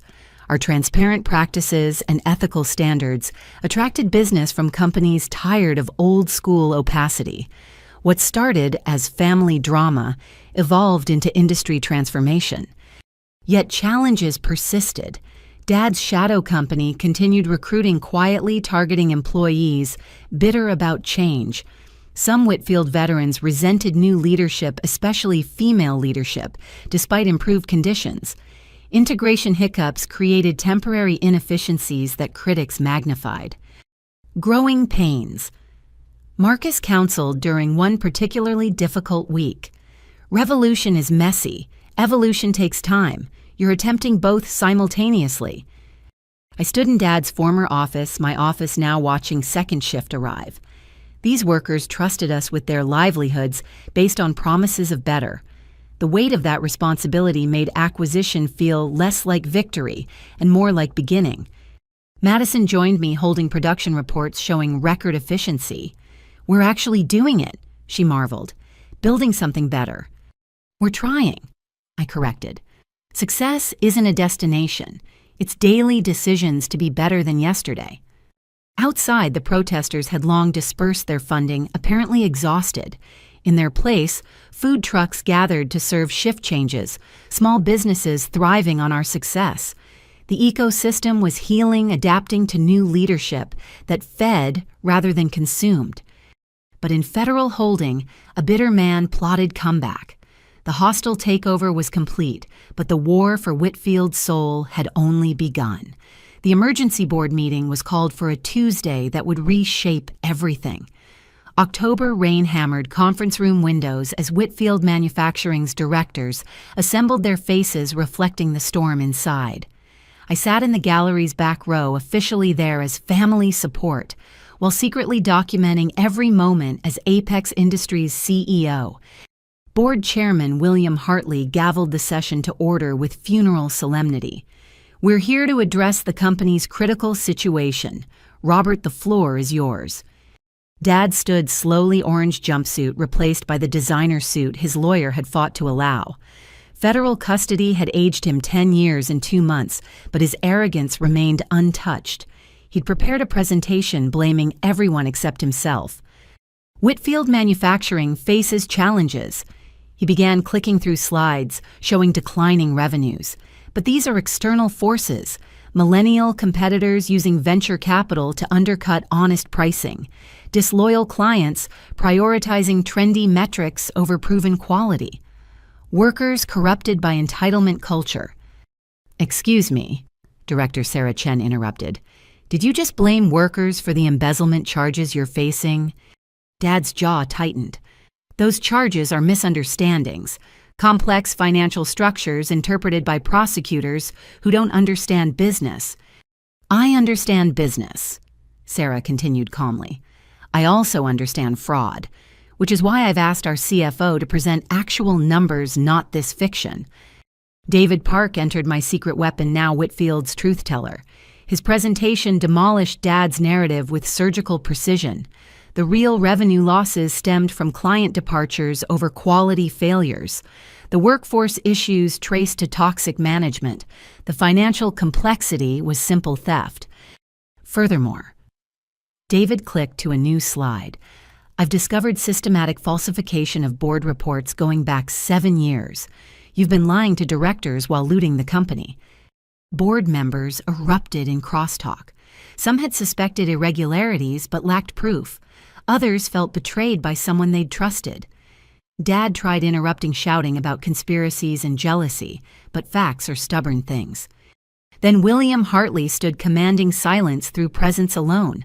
The 70-year-old had served on Whitfield's board for 2 decades, recruited by my grandfather. His disappointment carried generational weight. "Enough, Robert. We've been patient. We've made excuses. We've enabled through inaction." He pulled out a folder. "What we haven't been is honest about solutions." The folder contained correspondence I recognized. My stomach dropped as William continued. 3 months ago, Apex Industries approached me privately. They offered to acquire Whitfield's debt modernize operations and retain all employees. I'll now ask their CEO to present formally. Every head swiveled as I stood no longer hiding in galleries or shadows. The walk to the presentation podium felt like crossing decades of deference. Dad's face progressed from confusion to recognition to rage as pieces clicked. "No," he breathed. "You can't be." I confirmed, voice steadier than my hands. "Apex Industries is mine. Has been for over a year. While you were destroying this company through ego, I was building its replacement through innovation." The presentation I gave was 18 months of work condensed to 30 minutes. Every slide showed what modern manufacturing could achieve. Sustainable materials reducing costs by 40%. Automation that enhanced rather than replaced human creativity. Client testimonials praising reliability and respect. Apex Industries has already absorbed 60% of Whitfield's lost contracts, I explained. We've hired dozens of your former employees offering wages and working conditions that attract rather than trap talent. Our success isn't theoretical, it's proven. Madison stood next, revealing her role as CTO. She detailed technological improvements Dad had rejected, now flourishing under supportive leadership. Her pride in our achievements overshadowed any anxiety about family betrayal. "This is conspiracy," Dad erupted, unable to contain himself longer. "My own daughter's plotting with board members, stealing—" "Sit down, Robert," William commanded. "Your time is over." But Dad's control had snapped completely. He lunged across the conference table. Whether at me or the board, I'll never know.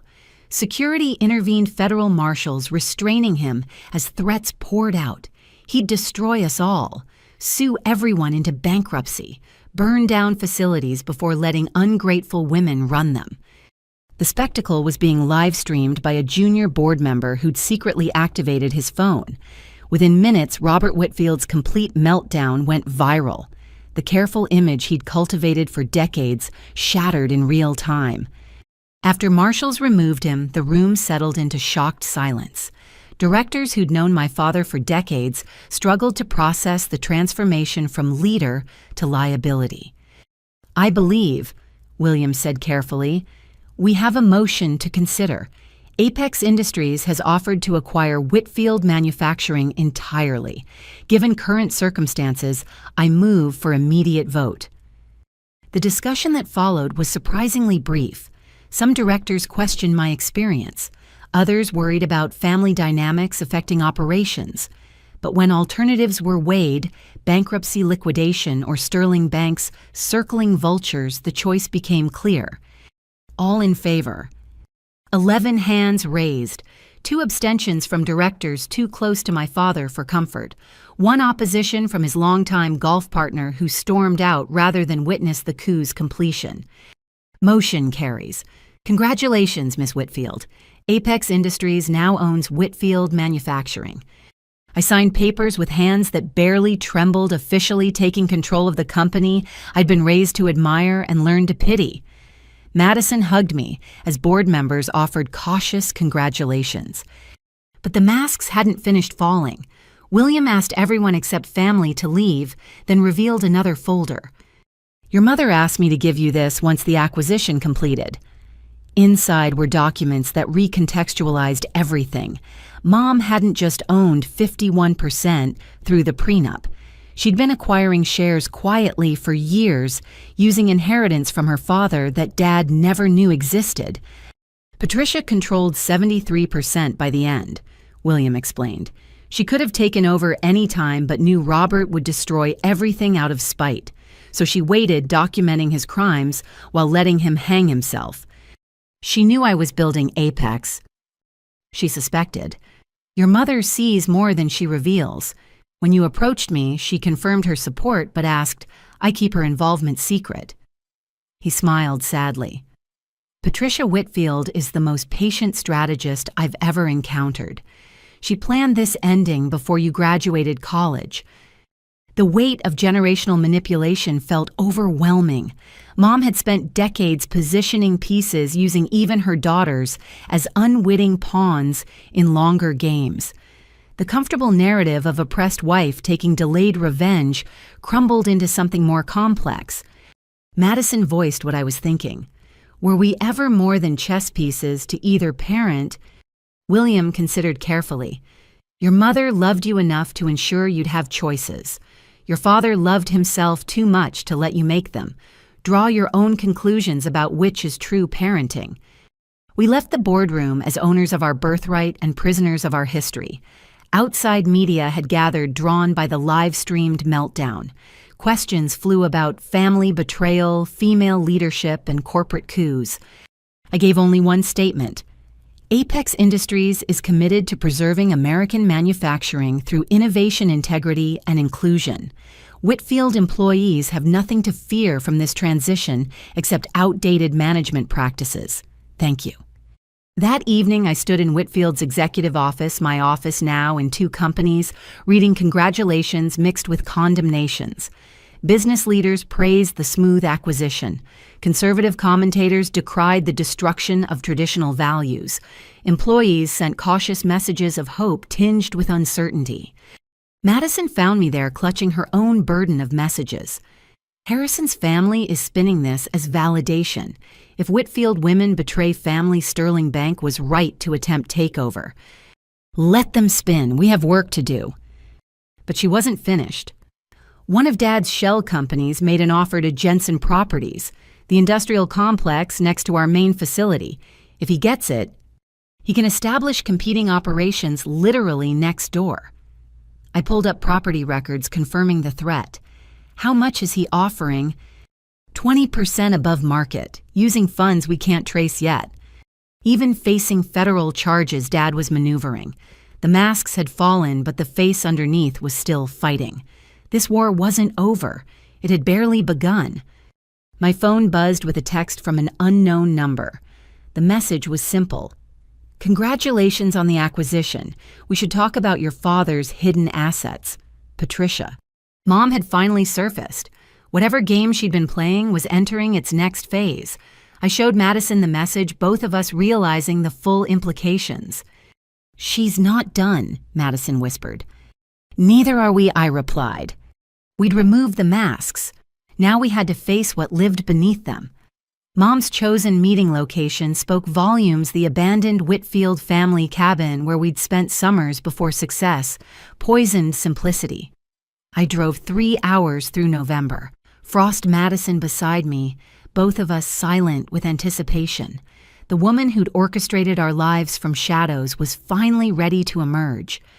She waited on the porch wrapped in cashmere that cost more than most cars, looking somehow younger than when she'd vanished. Freedom suited Patricia Whitfield, or whatever name she used now. My daughters? She said, simply embracing us with warmth that felt genuine despite everything we'd learned. You've exceeded even my highest hopes. Inside, she'd prepared tea with the same precision that apparently governed her life strategies. We sat around the scarred wooden table where Dad once taught us poker-fitting metaphor for a family of hidden hands. You're angry, Mom observed. You have every right. I used you both as pieces in a very long game. Were we ever more than that? Madison's question carried years of doubt. Mom considered carefully. You were everything. Every move I made was to ensure you'd have choices I didn't. But yes, I positioned you strategically. Love and manipulation aren't mutually exclusive in desperate circumstances. She produced a leather journal, pages dense with handwriting. Your grandfather saw what Robert was beneath the charm. He created safeguards in the prenup and initial corporate structure. When he died, I inherited more than money. I inherited responsibility to preserve what he built. So you stayed with a man you knew was destroying it, I challenged. I stayed to prevent worse destruction. Robert with partial control was manageable. Robert divorced with spite, and resources would have salted the earth. She turned pages showing documentation. Every mistress who could have sued, I paid off. Every embezzlement that could have surfaced early, I covered. Every disaster he created, I contained. Enabling him, Madison accused. Controlling him, Mom corrected, while building alternatives. Aubrey, your business education wasn't accidental. I guided your interests through careful exposure. Madison, your engineering focus came from toys I selected, programs I suggested. I shaped you both as weapons against what I couldn't defeat directly. The manipulation's depth was breathtaking. Our entire lives had been orchestrated, each choice, feeling free while following invisible rails. Yet looking back, those rails had led us to strength, capability, and ultimately victory. The hidden assets, I prompted, needing to focus on present rather than past. Mom smiled grimly.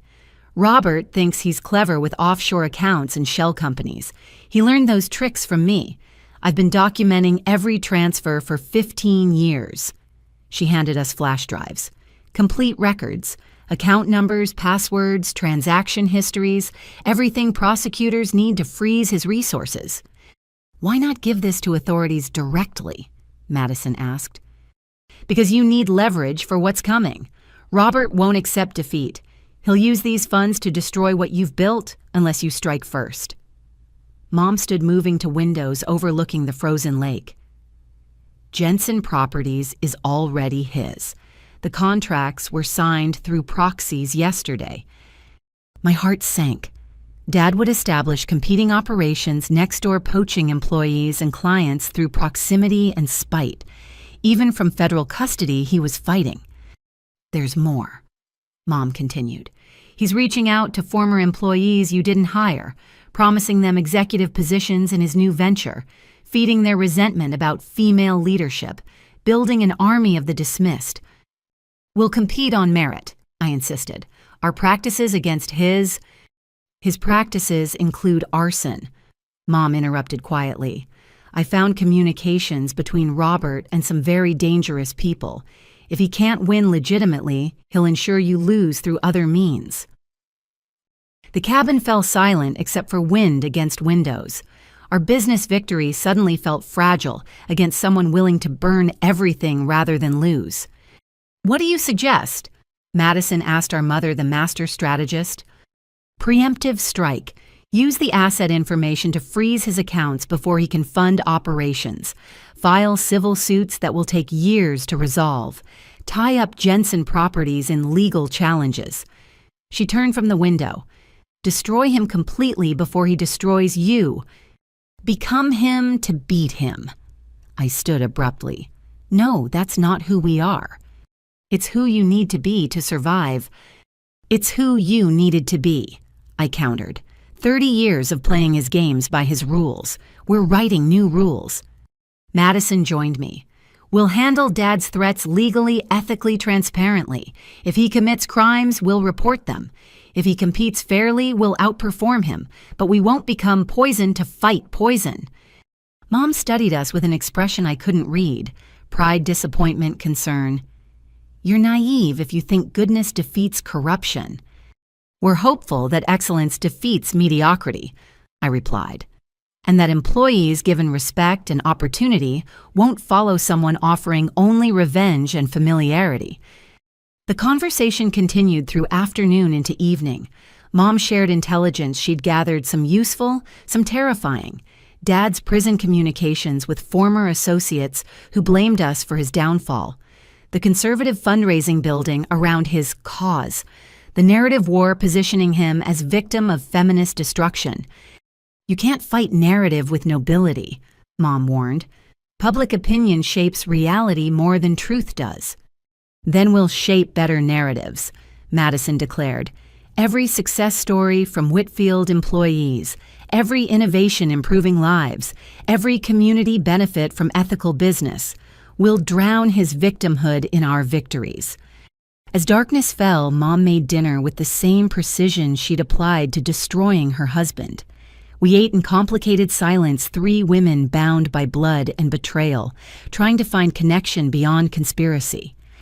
I'm proud of you both, she said finally. You took the tools I gave you and built something I couldn't imagine. That's evolution. That's hope. What will you do now? I asked. Travel. Study. Maybe find out who Patricia is when she's not managing Robert's disasters. She smiled sadly. 40 years of marriage doesn't leave much individual identity. Time to discover if there's a person under the strategy. We helped clear dishes, mundane domesticity, strange after revelations. As we prepared to leave, Mom pulled out one final folder. Your inheritance, she announced. Not money you've earned your own. These are letters from your grandfather. He wrote them before he died, predicting this moment. His faith in you both was absolute, even when you were children. Madison and I held sealed envelopes labeled in grandfather's shaky handwriting. Whatever wisdom they contained would wait for private moments. One more thing, Mom said at the door. Robert has a son, Connor, from his first affair 20 years ago. The boy man now has been kept away with payments, but those will stop with asset freezes. He'll surface soon. Be ready. Another bomb in a day of explosions. A half-brother we'd never known existed, potentially carrying Dad's grudges and genes into our carefully constructed future. The drive home was quiet, each of us processing revelations. Madison finally spoke near the city limits.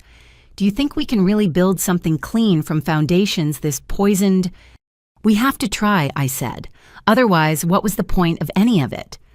Back at Apex headquarters, security reported increased suspicious activity around the perimeter. Cars driving slowly, photographing entrances. New job applications from people with thin resumes but military backgrounds. The war Mom predicted was mobilizing. I convened an emergency leadership meeting sharing what we'd learned. Janet Morrison took notes with grim efficiency. David Park ran financial scenarios. Our team of formerly dismissed Whitfield employees understood the stakes viscerally.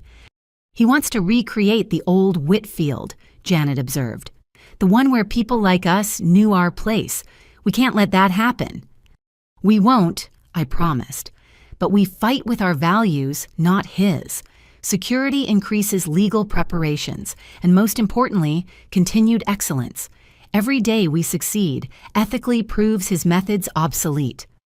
That night, alone in my office, I opened grandfather's letter. His words reached across death with startling prescience. Aubrey, by now you've discovered what Robert is and what Patricia hid. Don't judge either too harshly.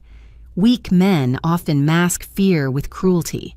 Strong women sometimes survive through subterfuge. You have the chance to be neither, and both strong enough to show weakness, clever enough to choose honesty. Build something worthy of the hopes I place in you. I folded the letter carefully, adding his faith to the weight I already carried. Tomorrow would bring new battles in this war between old and new spite and hope the past's poison and future's possibility. But tonight I had work to do, strategies to plan, employees to protect, an empire to strengthen against the storm we all knew was coming. Dad might have hidden assets and bitter allies, but we had something more powerful people who believed in what we were building. In the end, that would determine which Whitfield legacy survived. The formal transfer ceremony was scheduled for December 1st, a date chosen for its symbolic weight the first day of the last month, marking endings and beginnings simultaneously. What should have been a simple signing became corporate theater when Mom emerged from her strategic absence to make it unforgettable. She arrived at Whitfield Manufacturing's headquarters in a black town car, stepping out in a severe suit that meant business. The assembled media, expecting routine coverage of an acquisition, suddenly had their story's protagonist. Patricia Whitfield had been invisible for so long that her presence electrified the atmosphere. Mrs. Whitfield, where have you been? Are you supporting your daughter's takeover? What's your response to your husband's arrest? She walked past them all with serene purpose, her silence more commanding than any statement. Madison and I waited in the boardroom documents prepared when she entered with an additional briefcase we hadn't expected. Before we proceed, Mom announced to the room of lawyers and board members, there's the matter of majority ownership. She produced papers that made our corporate attorney, Catherine Walsh, inhale sharply. You've held 73% all along. 76% actually, Mom corrected. I've been quietly acquiring shares from minority holders for 2 decades. Robert never checked the math behind holding companies. His assumption that I couldn't understand complex finances was useful. The revelation shifted everything. We hadn't needed to maneuver or negotiate. Mom could have handed us the company any time. Instead, she'd let us earn it, prove ourselves capable of taking what she'd preserved. Why the elaborate dance? Madison asked what everyone was thinking. Because inherited power corrupts differently than earned power, Mom replied. You needed to build Apex to understand creation before destruction, to know you could succeed without Whitfield before taking responsibility for it. She signed transfer documents with flourishes that spoke of long-anticipated satisfaction. Each signature diminished her legal connection to the empire she'd protected through decades of careful sabotage. There's one condition, she added after signing. Connor McBride, Robert's son, from his first affair. He's 22, just graduated from engineering school. I've been sending him money for education, keeping him away from Robert's influence. That ends today. She slid a photograph across the table. A young man with Dad's jawline but kinder eyes stared back. our half-brother hidden like a shameful secret, now entering our complicated equation. He knows nothing about the family business or his father's crimes, Mom continued. I've arranged for him to interview at Apex next week. Not for executive positions, let him earn advancement. But he deserves the chance Robert denied him. You want us to hire Dad's secret son while Dad plots against us? I struggled with the logic. I want you to be better than the patterns that created this mess. Connor isn't responsible for his origins. Judge him on merit, not blood. The transfer proceeded with surreal efficiency. By noon, Apex Industries officially owned Whitfield Manufacturing. Mom's shares gave us unassailable control. The board approved our integration plans, unanimously eager for stability after months of scandal. But the real drama waited outside. Mom had arranged a press conference, her first public statement since the wedding disaster. She stood at the podium like she'd been born for this moment, probably because she'd been planning it for years. Ladies and gentlemen, today marks not a changing of guard, but a restoration of values. My daughters haven't stolen a company, they've saved it from the slow suicide of obsolete thinking and criminal leadership. She spoke for 20 minutes, each word precisely chosen to reshape narrative. Robert wasn't a victim, but a cautionary tale. Madison and I weren't rebellious daughters, but innovative leaders. Apex Industries wasn't destroying tradition, but evolving it. I stayed silent too long, she admitted with calculated vulnerability. Enabled through inaction. My daughters found courage I lacked. They built what I could only preserve. Whitfield Manufacturing's future is finally as bright as its past was supposed to be. The masterclass in public relations left reporters scrambling to adjust storylines. Mom had given them a better drama, the enabling wife who'd secretly saved everything passing torches to daughters who'd forged new paths. It was partially true, which made it entirely believable. After the conference, she pulled us aside privately. The media war is yours now. I've tilted the battlefield, but you must win it. Will you stay? Madison asked. Help us integrate operations. No, my presence would undermine your authority. Besides, she smiled with something like peace. I've spent 40 years managing Whitfield crises. Time to discover who I am without that burden. She left that afternoon for Europe, promising only to remain reachable for emergencies. Her departure felt like another abandonment until I realized it was actually trust. She'd given us everything and gotten out of the way the ultimate parental gift. Connor McBride arrived the following Tuesday, nervous energy barely contained in an ill-fitting suit. He had Dad's height, but carried himself with uncertainty rather than arrogance. His resume showed solid education internships at reputable firms and no mention of his parentage. Thank you for considering me, he began formally. I know my application came through unusual channels. Every application here is unusual, I replied, studying him for signs of Dad's poison. Tell me why manufacturing interests you. His answer surprised me. Connor spoke passionately about sustainable production, about America's need to innovate rather than offshore, about engineering's responsibility to enhance human dignity rather than replace it. Either he was an excellent actor or genuinely believed in principles Dad had mocked. Madison conducted the technical interview, returning impressed. He's brilliant, not just competent, innovative. His senior project involved biodegradable composites that could revolutionize packaging. But he's Dad's son, I voiced our shared concern. So are we, Madison countered. Biology isn't destiny. We proved that. We hired Connor for our engineering development program, deciding Mom's faith deserved reciprocation. His first weeks passed without incident beyond exceptional performance. He arrived early, stayed late, and treated everyone from janitors to executives with equal respect. The revelation came during a team lunch when someone mentioned the Whitfield acquisition. Connor's fork paused midair. Whitfield? That's the company Robert Whitfield founded. You know him? Janet Morrison asked carefully. He's my biological father, though I've never met him. My mom said he wasn't interested in children from outside arrangements. His bitter laugh carried years of rejection.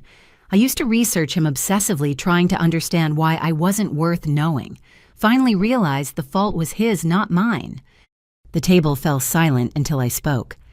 He's our biological father, too, which makes you our half-brother. Connor's face cycled through shock understanding and something like relief. You're the daughters he bragged about in business magazines, the ones getting perfect educations and bright futures. He laughed again, less bitter. Guess that didn't work out as planned. Nothing with Robert Whitfield works as planned, Madison said. Welcome to the family of disappointments who exceeded expectations. That evening, Connor found me alone in my office. Did you know when you hired me, Mom told us she thought you deserved chances Dad denied you. Patricia Whitfield arranged this. He shook his head in wonder. She sent money all through school, never asked for anything, just insisted I graduate. I thought she was guilty about the affair. Now you understand she plays long games, though I think with you she was just being kind. Connor proved valuable beyond engineering brilliance. His existence had taught him empathy for the dismissed patients with the overlooked and drive to prove worth beyond birthright. He became bridge between old guard Whitfield employees and new Apex Energy trusted by both because he belonged to neither. Dad learned about Connor's employment during a prison phone call Madison recorded. His rage was incandescent. The son he'd hidden was now working for the daughters who'd betrayed him. Another piece of his past turned against him. I'll destroy them all, he ranted to his lawyer. Every ungrateful child, every traitorous woman. They'll beg for mercy before I'm done. But his resources were dwindling. Mom's intelligence had helped prosecutors freeze 17 offshore accounts. His shadow company struggled to launch without funding. Former employees he'd courted chose stable jobs at Apex over uncertain promises from a federal defendant. The integration of Whitfield and Apex proceeded with surprising smoothness. Employees who'd suffered under Dad's management flourished with respect and resources. Production efficiency increased 40% in 3 months. Client satisfaction scores reached record highs. We're actually doing it, David Park reported at quarter's end. Profitable, ethical, and innovative. The trifecta Dad said was impossible. But success attracted new challenges. Competitors who dismissed us as family drama now recognized genuine threat. Larger corporations began circling, some offering partnership, others plotting acquisition. The business world had noticed Whitfield's transformation and wanted pieces of our success. Let them circle, I decided. We're not for sale at any price. This isn't just business anymore. It's proof that principles and profit can coexist. Madison nodded agreement, then added quietly, check your personal email, something you need to see. The message was from an address I didn't recognize, but the content made authorship clear. Dad had written from federal custody, somehow circumventing monitored communications. His words dripped with venom disguised as paternal concern. My daughters, you think you've won, but the war has barely started. Every enemy I've made over 30 years will come for you. Every mistake will be magnified, every weakness exploited. You wanted the throne. Enjoy defending it against wolves you can't imagine. I'll be watching your fall with satisfaction that prison can't diminish. Blood matters, girls, and you've spilled ours. I forwarded it to Catherine Walsh for documentation, then deleted it from my mind, if not my memory. Dad could plot from his cell, but we had an empire to run and principles to uphold. That night, I stood where his executive desk once dominated, now replaced by collaborative workspace. The transfer of power was complete, not just legal documents, but philosophical revolution. Where one man's ego had ruled, dozens of voices now contributed. Where fear had motivated respect, now inspired. Madison joined me, raising coffee cups in a toast. To hostile takeovers that became healing transformations. To family businesses that finally serve families, I added. Connor appeared with his own cup, completing our unlikely triumvirate.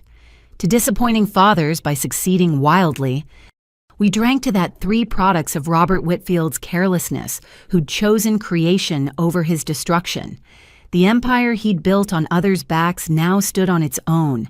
Merit transferred to hands that understood power's purpose was elevation, not domination. Tomorrow would bring new challenges.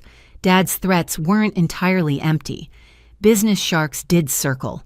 Integration growing pains persisted. But tonight, in offices that had echoed with tyranny, hope had firmly taken residence. The transfer was complete. Now came the harder task, proving we deserved it. The FBI arrived at dawn on a Tuesday that would reveal the depths of Dad's corruption. Not just financial crimes, but a web of malice that made previous revelations seem quaint. I was reviewing production reports when Catherine Walsh called her usually calm voice tight with urgency. They found more than fraud, Aubrey. You need to see this immediately. The federal building's conference room felt sterile, fluorescent lights, harsh on evidence that turned my stomach. Lead investigator Special Agent Diana Martinez spread documents like tarot cards predicting disaster. Your father maintained detailed records of what he called insurance policies, she began, not financial instruments, leverage against anyone who might threaten him. The files contained photographs, recordings, documentation of affairs, addictions, and financial struggles among competitors, employees, and board members. Dad had spent decades collecting secrets like weapons, ready to destroy anyone who crossed him. This is industrial blackmail, Agent Martinez continued. But it gets worse. We found correspondence with private investigators, some with flexible ethics.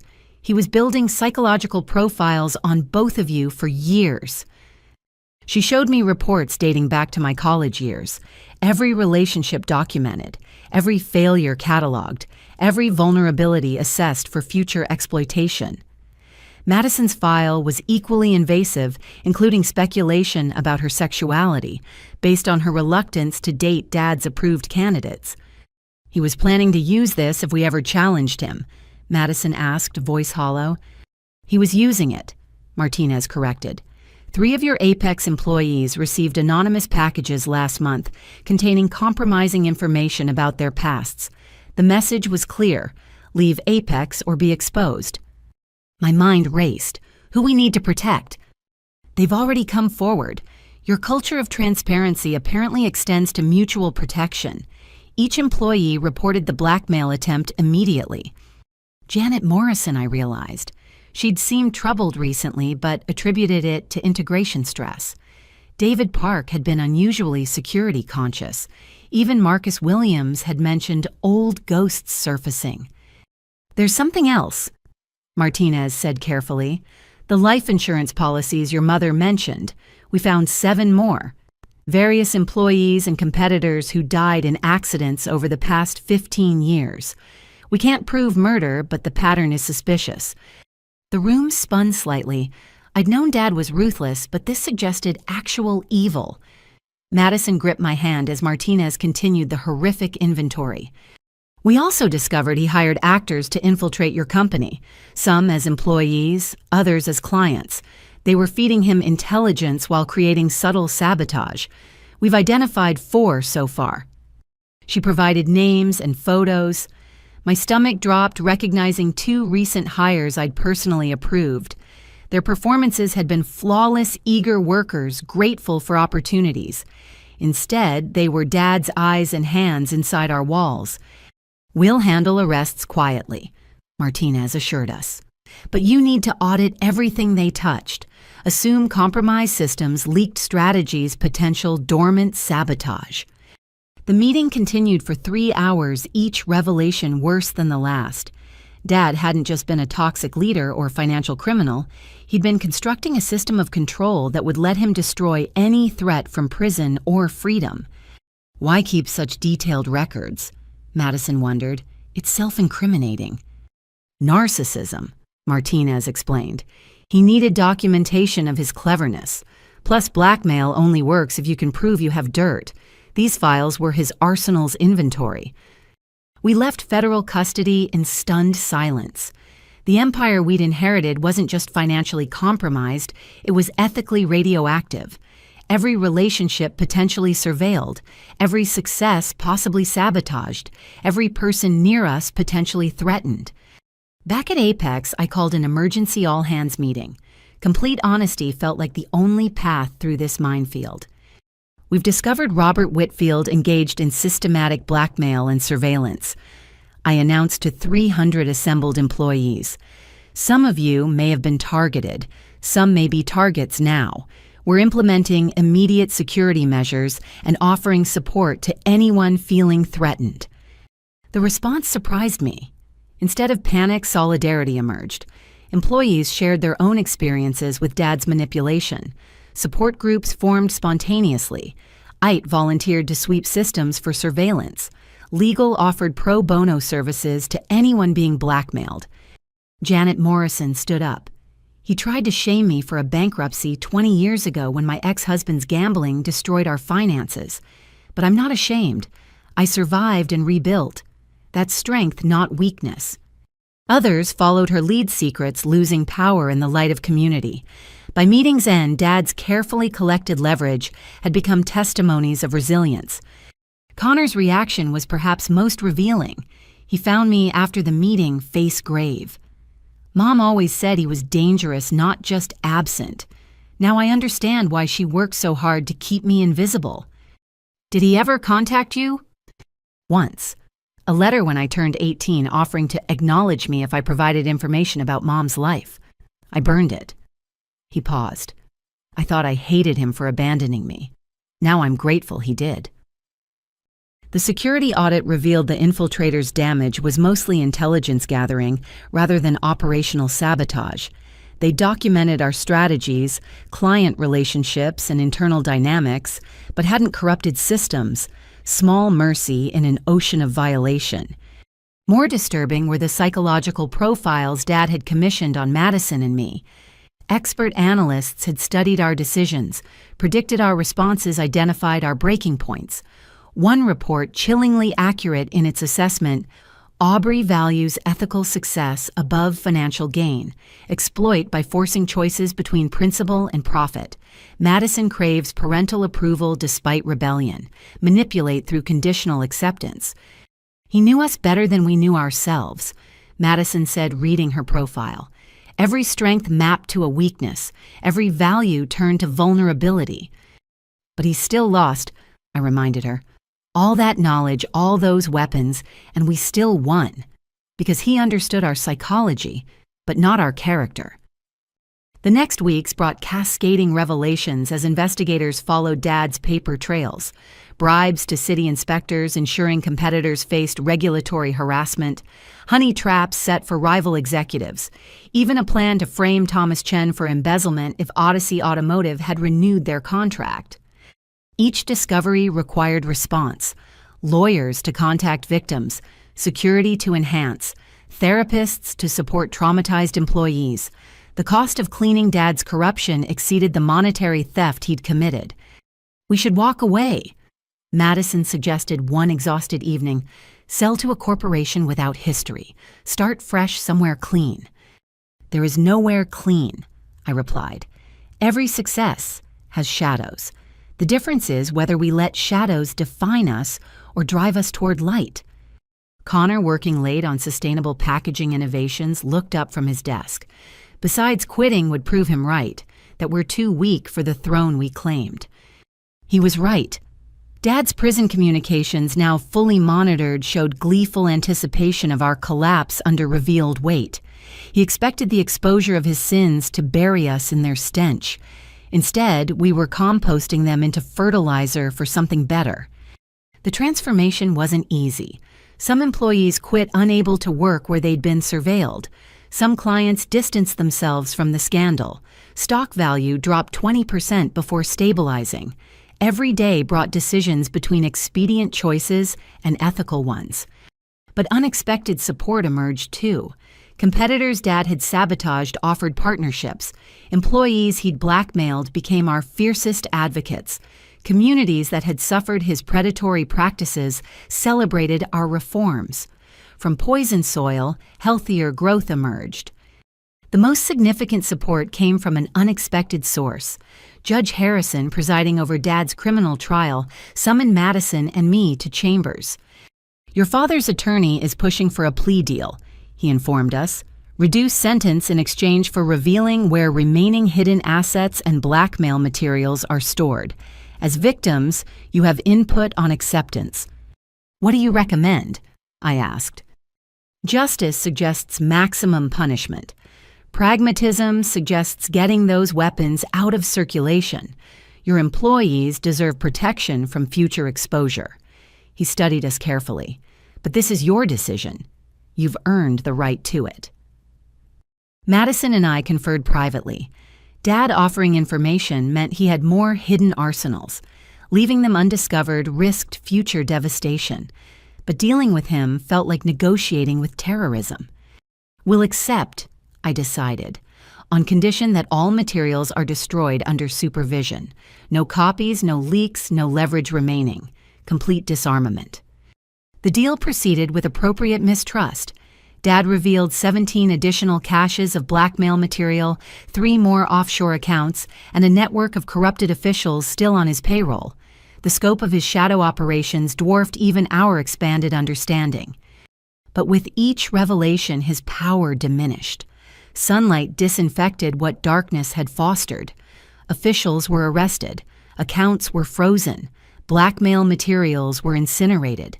The infrastructure of intimidation collapsed systematically. During one supervised call, Dad made a final attempt at manipulation. "You think you're heroes, but you're just lucky. I built that company from nothing. You inherited my work and call it your virtue." "We inherited your work," I agreed, "and chose to transform it rather than perpetuate it. That's not luck. That's decision. Every day we decide to be better than you taught us." His cursing followed me from the visiting room, but it sounded hollow. A king dethroned, realizing his kingdom had never required his cruelty to flourish. That night, I stood in the manufacturing facility watching third shift work with dignity Dad never provided. His unraveling hadn't destroyed us.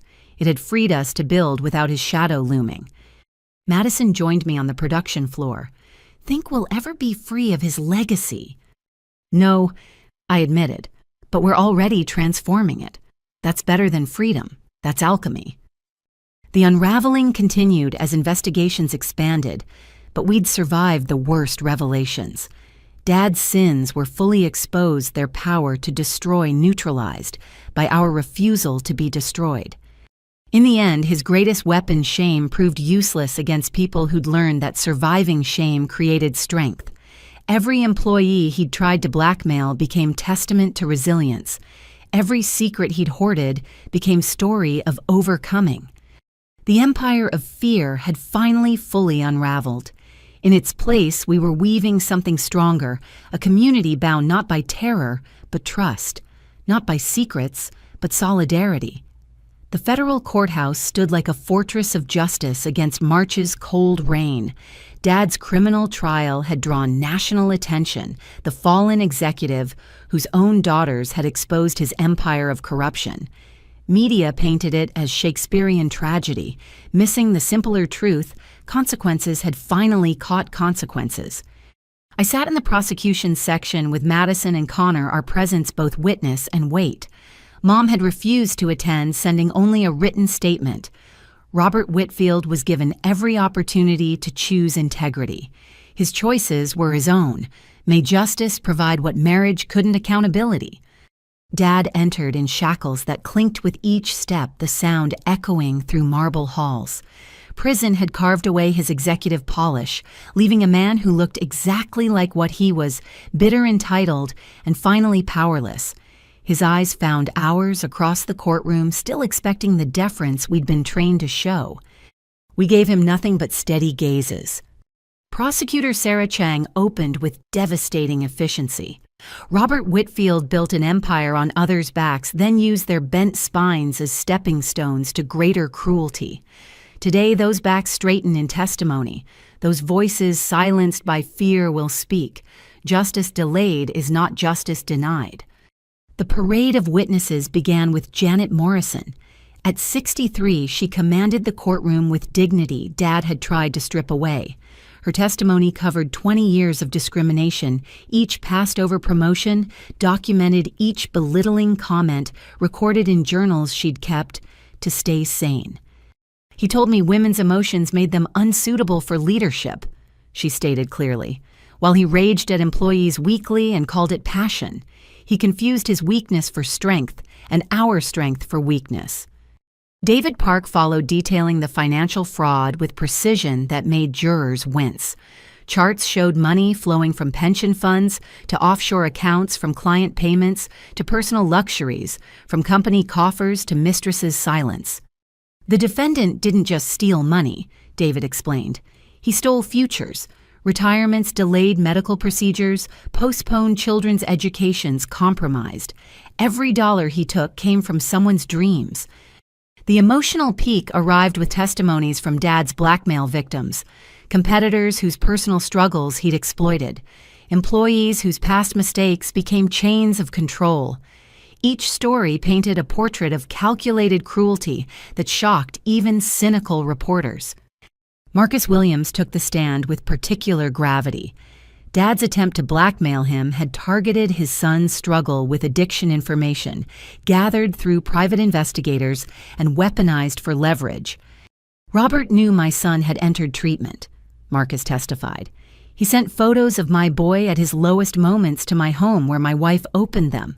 The message was clear: oppose him, and everyone would see our private pain made public. What did you do? Chang asked.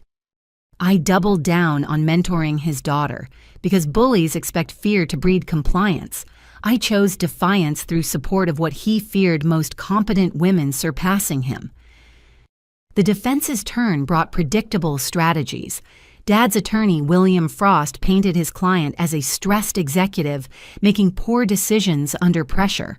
Mental health evaluations suggested depression and anxiety. Character witnesses, what few remained, spoke of charitable donations and community involvement. Robert Whitfield built a company that employed hundreds, Frost argued. Yes, mistakes were made, but destroying this man serves no purpose except revenge disguised as justice. Then Dad took the stand against counsel's advice. His arrogance couldn't resist the spotlight, the chance to control narrative one more time. I built Whitfield Manufacturing from nothing. He began voice-finding familiar rhythms of command. Every success came from my vision, my sacrifice, my leadership. These people claiming victimhood were happy to collect paychecks from my efforts. Chang's cross-examination was surgical. Your vision included defrauding investors.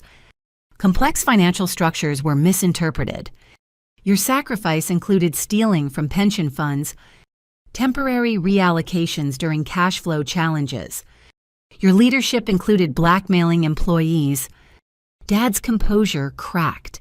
They betrayed me, every one of them, taking my knowledge, my training, my opportunities, then turning against their benefactor. So you admit to the blackmail.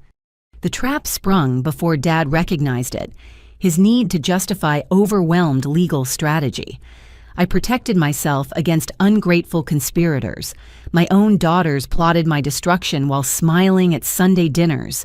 My wife documented private matters for decades. Employees I lifted from nothing forgot their place. Yes, I kept insurance against betrayal. The courtroom erupted. Frost objected frantically while reporters typed furiously. Judge Harrison gavelled for order, but damage was done. Dad had confessed in pursuit of vindication. Chang's closing argument wove together threads of testimony into a tapestry of systematic abuse. This wasn't temporary poor judgment, but decades of deliberate cruelty. Not stress-induced mistakes, but calculated campaigns of control. Robert Whitfield didn't fall from grace. He never possessed grace to fall from. The jury deliberated for 6 hours. We waited in a conference room, Connor pacing while Madison stared at rain-streaked windows. I reviewed quarterly reports, finding comfort in numbers that proved our success despite the chaos. Guilty on all counts. The words landed like benediction. Fraud, embezzlement, tax evasion, extortion, blackmail, a litany of crimes that would ensure decades behind bars. Dad stood for sentencing, finally looking his age. Judge Harrison spoke with gravity appropriate to the moment. Mr. Whitfield, you were given privileges. Many dream of wealth, position, influence, family. You weaponized every gift into instruments of harm. This court sentences you to 25 years federal custody financial restitution to all victims and lifetime prohibition from executive positions upon release. Dad turned toward us as marshals approached. For a moment, his mask slipped entirely, revealing not the titan of industry, but a frightened man who'd confused fear for respect his entire life. I made you strong, he called out. Everything you are came from surviving me. Everything we are, I replied quietly, came from choosing to be better than you. They led him away, shackles clanking the same rhythm that had announced his arrival. The emperor of intimidation reduced to federal number, the king of controlling revealed as court jester in his own tragedy. Outside the courthouse, media swarmed. We'd prepared statements, but Connor spoke first, unscripted. Our father viewed relationships as transactions and people as possessions. We're building a future where that thinking dies with his generation. Apex Industries proves business can be both profitable and principled. Today proves justice eventually arrives. The questions came rapid fire about forgiveness, about family, about feelings watching our father convicted. Madison handled them with grace I couldn't muster. We mourn the father we deserved, but celebrate justice for those he harmed. Healing begins with accountability. That evening, employees gathered at Apex headquarters, not summoned but drawn by shared experience. Janet Morrison had organized an impromptu celebration support group hybrid. People who'd testified shared stories of afterward relief. Others who'd suffered silently found voices among friends. 25 years, someone said. He'll be almost 80 when released. If he lives that long, another added, men like him don't age well without power to prop them up. I circled through groups listening more than speaking. These people had risked retaliation to speak truth. Their courage had convicted him more than any evidence. They'd transformed from victims to victors through the simple act of testimony. Marcus Williams pulled me aside near evening's end. You handled that with grace. Watching a parent's public destruction, even a destructive parent, can't be easy. Easier than watching him destroy others, I admitted. At least this destruction serves justice. Connor overheard and joined us. You know what's strange? I spent my childhood wondering why he didn't want me. Now I'm grateful he didn't. Imagine growing up under that influence directly. We did, Madison said, approaching with drinks. And look how well-adjusted we turned out. Only took complete corporate warfare and federal intervention to process our daddy issues. The bitter humor helped, as did the solidarity. We'd survived not just his abuse, but its exposure. The reckoning was complete, not just legal judgment, but emotional resolution. Later, alone in my office, I pulled up Dad's earliest emails about Apex Industries, his dismissal of another venture capital play that would fail within a year, his certainty that traditional methods would outlast innovation, his fundamental misunderstanding of what we were building. We hadn't just survived his predicted timeline. We'd transformed his company, exposed his crimes, and created the community he'd tried to prevent. Every employee he'd terrorized now worked with dignity. Every innovation he'd stifled now flourished. Every relationship he'd poisoned had been purified through transparency. My phone buzzed with a message from Mom watching verdict coverage from somewhere in Switzerland. Justice served. Now serve something better. Build the future he feared, one where people matter more than power. I looked out at the production floor third shift beginning their work. In cells Dad had used for storage of blackmail materials, we now stored employee recognition awards. Where he'd hung portraits of himself, we displayed innovation timelines featuring every contributor. His executive bathroom had become a nursing room for new mothers. The reckoning was complete. Robert Whitfield would spend decades contemplating the empire he'd lost through cruelty. We'd spend those same decades proving kindness built stronger foundations. Justice had been served. Now it was time to serve something greater. 7 months after Dad's conviction, Apex Industries hummed with the energy of transformation realized. I stood before our 5th expansion announcement this time, different from the others. We weren't just growing, we were fundamentally reimagining what American manufacturing could be. Today we launched the Whitfield Apex Innovation Center. I announced to assembled employees, media, and community leaders. Not a monument to the past, but an incubator for futures where dignity and productivity dance together. The name choice had been Madison's idea. Whitfield represents where we came from, she'd argued. Apex shows where we're going. Both parts of our story deserve recognition. The hyphen between them carried the weight of transformation. Connor cut the ribbon with scissors designed by our apprenticeship program, former high school dropouts we'd trained in precision tooling. Their pride in contributing to this moment reflected everything we'd built from Dad's ruins.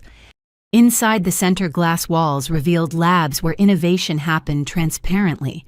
No more closed doors hiding brilliant ideas or crushing spirits. Janet Morrison led tours through facilities she'd designed, every detail reflecting lessons learned from decades of exclusion. This makerspace is available to all employees, she explained to visitors. From production floor to C-suite, everyone can prototype ideas. Innovation isn't limited by title or tenure. Madison demonstrated our patent-sharing program on massive screens. Traditional companies hoard intellectual property. We share it. Every patent developed here includes the inventor as co-owner. Your brilliance benefits you, not just the company. The financial impact was already evident. Employees who'd hidden ideas under Dad's regime were filing patents weekly. Their profit participation motivated excellence while ensuring fair compensation. Revolutionary concepts emerged from unexpected sources: a janitor's efficiency improvement, a security guard's safety innovation. This is unsustainable. Harrison Sterling Jr. announced loudly enough to ensure reporters heard. He'd returned from European exile to salvage family reputation, attending our launch to demonstrate no hard feelings about the failed wedding. "You're giving away competitive advantages," he continued with practiced concern. "Shareholders won't tolerate such generosity long term." "We are the shareholders," Madison replied smoothly, "and our tolerance for investing in human potential is infinite. Besides, our returns speak louder than your theories." She wasn't exaggerating. Apex Industries had posted 40% growth over 7 months. Client retention reached 98%. Employee satisfaction scores broke industry records. Turns out, treating people with respect was profitable. Revelation only shocking to those who'd never tried it. The transformation extended beyond business metrics. Mom emerged from her travels, transformed herself, attending the launch in clothes that reflected adventure rather than armor. She'd spent months hiking through Nepal, studying art in Florence, rediscovering the woman Robert had tried to erase. "I'm proud of what you've built," she told us privately, "but prouder of who you've become. You took poison and made medicine. That's alchemy I never mastered." "You gave us the tools," I reminded her. "I gave you survival skills. You chose to thrive instead. That's entirely your achievement." Connor's integration into our family had been the year's unexpected gift. He brought perspective we'd lacked, someone who'd grown without Dad's direct influence, but understood its shadow. His innovations in sustainable packaging were revolutionizing our environmental impact. "I've been thinking," he said during our family dinner, "a new tradition replacing the performative Sunday meals of our past. What if we created a foundation for other forgotten children, kids whose parents prioritized power over presence?" "Define forgotten," Madison prompted. "Children of affairs like me, kids disowned for not meeting expectations, teenagers aging out of foster care, anyone whose potential gets dismissed because their origins are inconvenient." His passion reflected personal understanding. We could provide scholarships, mentorship, connections. What Mom did for me, systematized. The idea resonated deeply. Within weeks, the Whitfield Apex Second Chances Foundation was established. Connor led it with energy that suggested purpose finally found. Our first scholarship recipients included a dozen young people whose stories echoed themes we knew too well dismissed, diminished but not defeated. The business world watched our experiments with skepticism evolving to interest. Harvard Business School sent researchers to study our radical transparency model. MIT examined our innovation sharing practices. Wharton analyzed our financial structures that prioritized stakeholder value over shareholder extraction. "You're rewriting rules," one professor told me during their visit. "But can it scale? Can principles survive growth?" "Only one way to find out," I replied. "Keep growing while holding tight to what matters." The test came sooner than expected. A Fortune 500 manufacturer approached with an acquisition offer that made everyone blink. They wanted to buy Apex Industries for a number that would make us all wealthy beyond imagination. "Think about it," their CEO urged during a private meeting. "You've proven the concept. Let us scale it while you enjoy rewards of your courage." Madison, Connor, and I discussed the offer for exactly 5 minutes before refusing. Apex wasn't just a company anymore. It was a community, a promise, a proof of concept that needed protecting. Selling would mean trusting someone else with our values. We'd seen how that ended. Instead, we countered with partnership proposals. Share our practices, license our innovations, collaborate on transformation, but maintain independence. Some accepted expanding our influence without compromising control. The real victory came through employee ownership expansion. We restructured equity so every worker held meaningful stakes in our success. Profit sharing became profit owning. The announcement sparked celebration that lasted days. "My daughter can attend college debt-free," one production worker told me through tears, "because I own part of what I build. Do you understand what that means?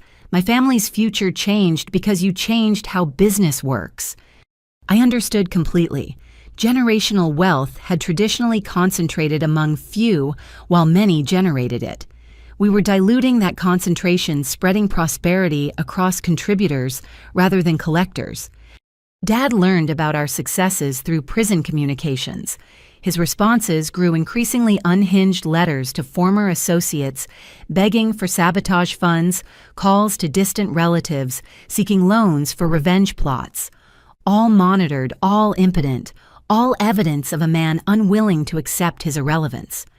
"He's never going to stop hating us," Madison observed after another intercepted threat. "Hatred requires energy better spent building," I replied. "Let him exhaust himself against walls he created." The rebuilding continued across every aspect of operations. Where Dad had ruled through fear, we led through inspiration. Where he'd hoarded credit, we shared recognition. Where he'd created dependence, we fostered independence. 6 months into the rebuilding, something remarkable happened. 3 of Dad's former mistresses approached us with a proposal. They'd connected through the trial, finding solidarity in shared manipulation. Now they wanted to contribute to healing. "We were part of the problem," Sandra Kim acknowledged. "Accepting his money for silence enabled continued abuse. We want to establish a fund supporting employees he harassed who couldn't afford to speak up." Jennifer Barnes added, "Some of us were victims, some opportunists, most a combination, but we all have resources he provided that could serve better purposes." Their fund eventually supported 17 former employees in launching their own businesses. Women and men who'd been driven out by Dad's toxicity now competed fairly in the marketplace. Some became our suppliers, coming full circle from victims to partners. The Innovation Center's first anniversary approached with anticipation. We'd promised transparency about results, and delivery day arrived. Madison presented the numbers to packed auditoriums and live stream audiences. Patents filed, 237. Jobs created, 892. Environmental impact, 40% reduction in waste, 60% decrease in energy consumption.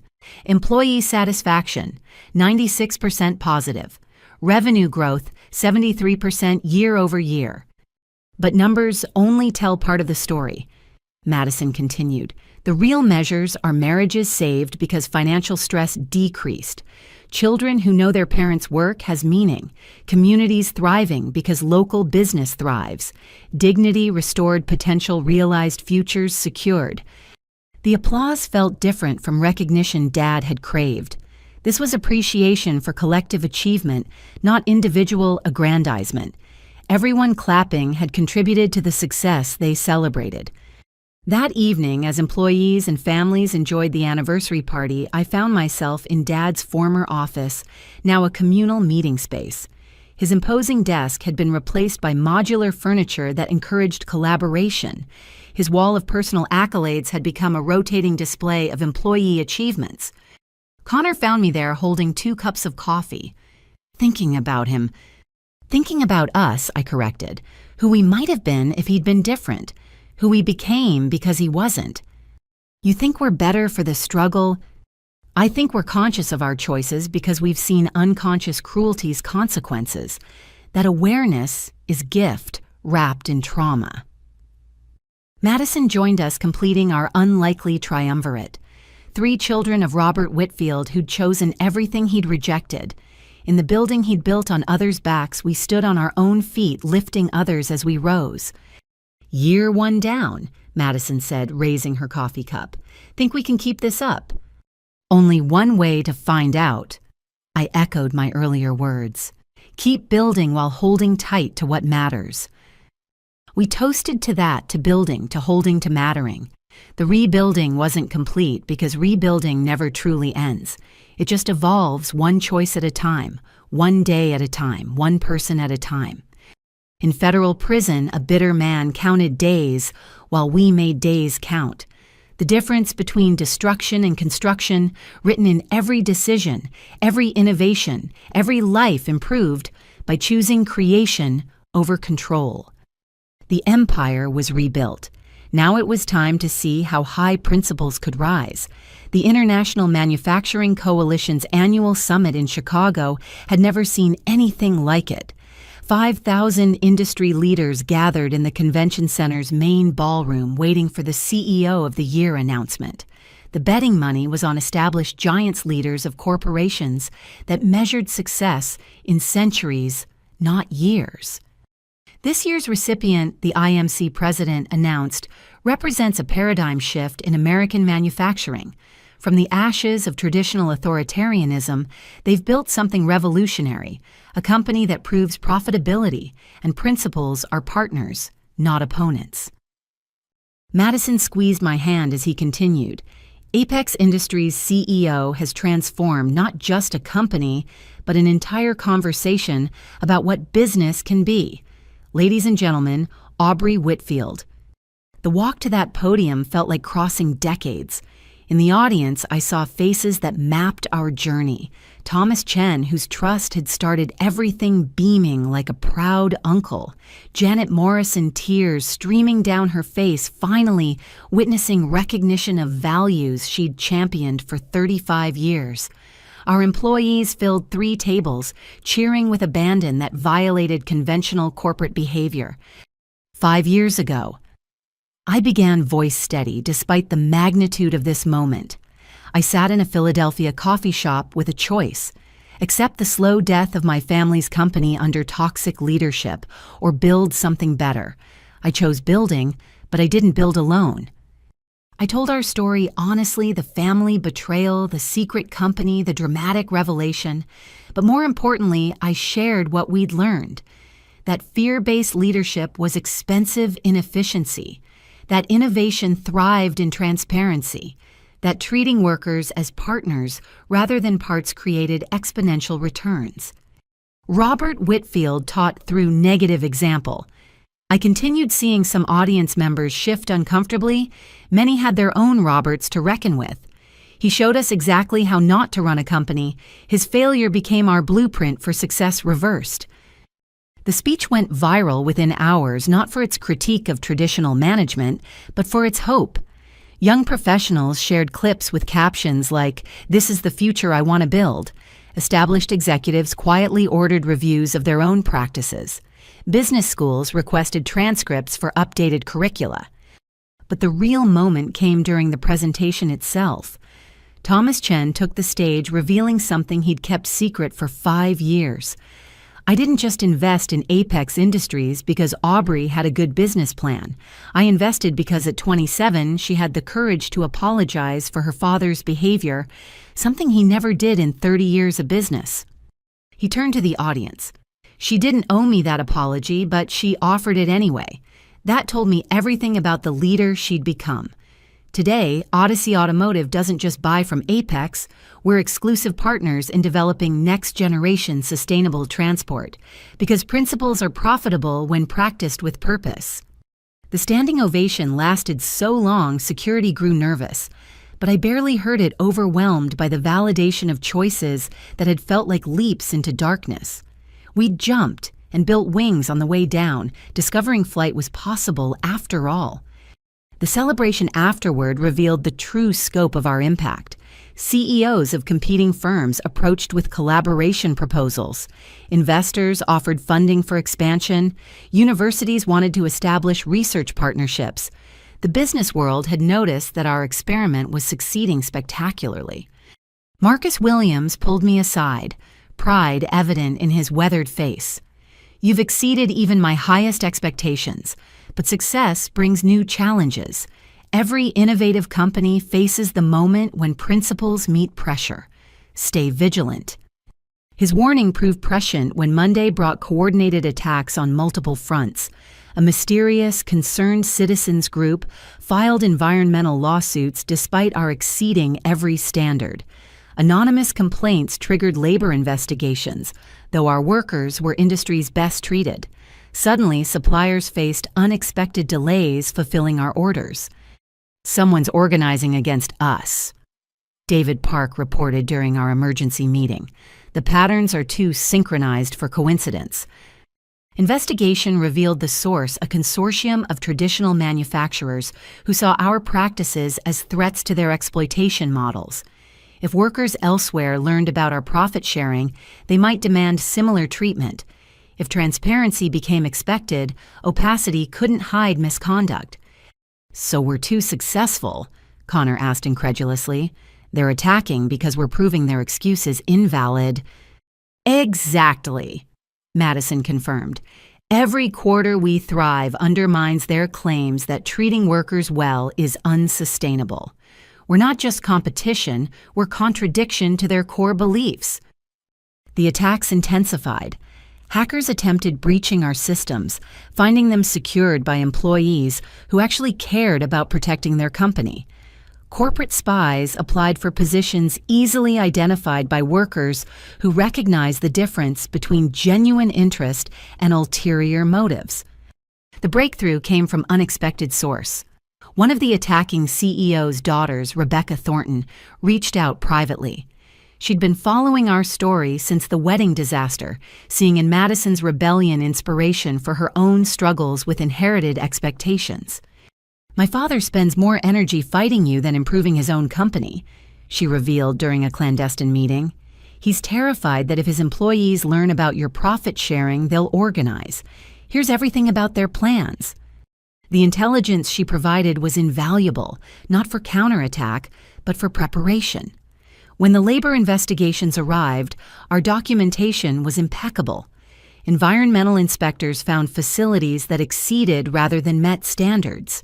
Every attack bounced off preparations, leaving attackers looking petty. But we went further than defense. Madison proposed radical transparency, live streaming our entire operation for a week. Let anyone watch any aspect. Production floors, board meetings, financial planning. Show the world we have nothing to hide. The board resisted. Initially, competitive intelligence was real concern. But Connor's argument swayed them. Competitors can copy our methods, but not our culture. Let them see what we do. They still won't understand why it works. The live stream week transformed everything. Millions watched mundane manufacturing become fascinating through the lens of dignity. Comments flooded in from workers worldwide, seeing possibilities they'd never imagined. Orders increased 40% as consumers chose products made with principles. More importantly, employees at traditional manufacturers started asking uncomfortable questions. If Apex could share profits, why couldn't their employers? If transparency was possible there, what was being hidden here? The consortium's attacks had backfired spectacularly, drawing attention to exactly what they'd hoped to suppress. The phone call came on a Thursday that would change everything again. Miss Whitfield. This is the White House. The president would like to discuss your manufacturing model as potential framework for national policy. The visit to Washington felt surreal. Walking halls of power not as lobbyists seeking favors, but as practitioners sharing successes. Cabinet members took notes as I explained how treating workers as partners rather than costs had transformed productivity. Economists challenged assumptions while I provided data they couldn't dispute. You're suggesting fundamental reimagining of corporate structures, the Treasury Secretary observed. I'm reporting what actually works, I corrected. Theory is what traditional models claim. Practice is what we've proven. Workers with ownership stakes create better products. Transparency reduces costly oversight. Dignity drives productivity more than fear ever could. The policy discussions continued for months, with Apex becoming unofficial laboratory for progressive business practices. Not everyone appreciated this elevation. Dad, watching from federal prison, sent increasingly unhinged letters about his communist daughter destroying capitalism. Actually, Connor told reporters who asked about the accusation, "We're saving capitalism by proving it works better when everyone benefits. Our father confused exploitation with economics. We're just better at math." The international recognition peaked when Oslo called. The Global Business Ethics Award had never gone to an American company, Nordic businesses, usually dominating with their stakeholder models. But Apex Industries had proven American business could evolve beyond shareholder primacy. Standing in that Norwegian ceremony hall, I thought about the journey from a coffee shop conversation to global recognition. Madison and Connor flanked me as I accepted the award on behalf of every employee who'd chosen hope over history. This recognition belongs to everyone who believed business could be force for good. I said crystal trophy reflecting lights like promises kept. To workers who trusted new leadership after suffering under old. To customers who chose products made with principles. To competitors who adapted rather than attacked. Change is collective, not individual. Mom attended the ceremony, her first public appearance since the trial. She looked radiant, not with expensive treatments, but with genuine peace. "You've built what I could only dream," she said afterward. "Proof that power doesn't require poison." "We built what you preserved for us to build," Madison replied. "Your patience gave us the chance." That evening, Oslo's business leaders hosted a reception where the real work happened. Scandinavian companies wanted partnerships. European unions sought consultation. Asian manufacturers explored licensing our innovations. What started as family drama in small-town America was reshaping global conversations about corporate responsibility. 5 years. Thomas Chen marveled, finding me on the reception's balcony. From startup to global influence in 5 years. Even I didn't predict this trajectory. "You predicted we'd succeed," I reminded him. "I predicted you'd build a good company. You've built a movement." He gestured at the gathered leaders below. "Every person here is rethinking fundamental assumptions because you proved alternatives possible. That's legacy beyond any balance sheet." The flight home carried special cargo, not just awards, but partnerships that would spread our practices globally. Madison sketched expansion plans while Connor designed adaptation frameworks for different cultures and contexts. We were no longer just running a company. We were seeding transformation. Back at Apex headquarters, employees had decorated everything in celebration. A banner reading, "Ethics Award winners work here," stretched across the production floor. The pride in their faces was worth more than any trophy. Janet Morrison, now our Chief Innovation Officer at 65, captured the moment perfectly. Robert Whitfield spent his life chasing recognition that meant nothing. You've earned recognition that changes everything. That night, reviewing 5 years of transformation, I pulled up Dad's original dismissal of Apex as another venture capital play that will fail within a year. We'd survived 5 times his prediction, grown beyond his comprehension, and proven every assumption wrong. But more than corporate success, we'd achieved human victory. 300 original Whitfield employees still worked with us now as partners rather than pawns. Hundreds more had joined, drawn by dignity rather than just paychecks. Families had stability, communities had support, an entire industry was evolving because we'd shown evolution was possible. The phoenix had risen from ashes Dad created. Now it was teaching others to fly. The ribbon stretched across the entrance of the Whitfield Apex Innovation Center 5 years after Dad's empire had crumbled into the foundation for something magnificent. Spring sunshine warmed the gathered crowd. Employees, partners, community members, and skeptics converted to believers. Where Dad's old factory had manufactured parts through fear, we'd built a cathedral to human potential. Today isn't just about cutting ribbon. I addressed the assembly, my voice carrying across the plaza. It's about weaving new fabric for American manufacturing. Every thread represents someone who chose creation over criticism, building over breaking, hope over history. Madison stood beside me, our Chief Technology Officer, whose innovations had revolutionized sustainable production. Her genius, dismissed by Dad as lucky genetics, had generated 17 patents that made manufacturing cleaner, faster, and more profitable. Connor flanked my other side as Second Chances Foundation, having placed over 200 forgotten children into futures they deserved. 5 years ago, this ground held a factory built on others' bent backs. I continued. Today it supports a structure where everyone stands tall, where innovation isn't limited by title, where success is shared, not hoarded, where the janitor's idea is valued equally with the engineer's. The crowd responded with applause that felt like validation of every difficult choice. Among them, I spotted faces that told our story. Thomas Chen, whose trust had launched everything. Janet Morrison, whose dignity had survived decades of diminishment. Marcus Williams, whose mentorship had shaped raw anger into refined purpose. Mom emerged from the crowd, her presence still commanding attention despite years of chosen invisibility. At 70, she moved with the confidence of someone who'd finally lived for herself. Her travels had taken her across 6 continents, studying how different cultures approach business and balance. Today, she'd returned to see what her patient destruction had enabled. Patricia Whitfield will share a few words, I announced, stepping aside for the woman whose strategic patience had made this moment possible. She approached the microphone with measured steps, the crowd falling silent with anticipation. Mom rarely spoke publicly, making each word precious. 35 years ago, I married a man who confused cruelty for strength. She began, voice clear and unashamed. I stayed not from weakness but from strategy, protecting what I could while documenting what I couldn't prevent.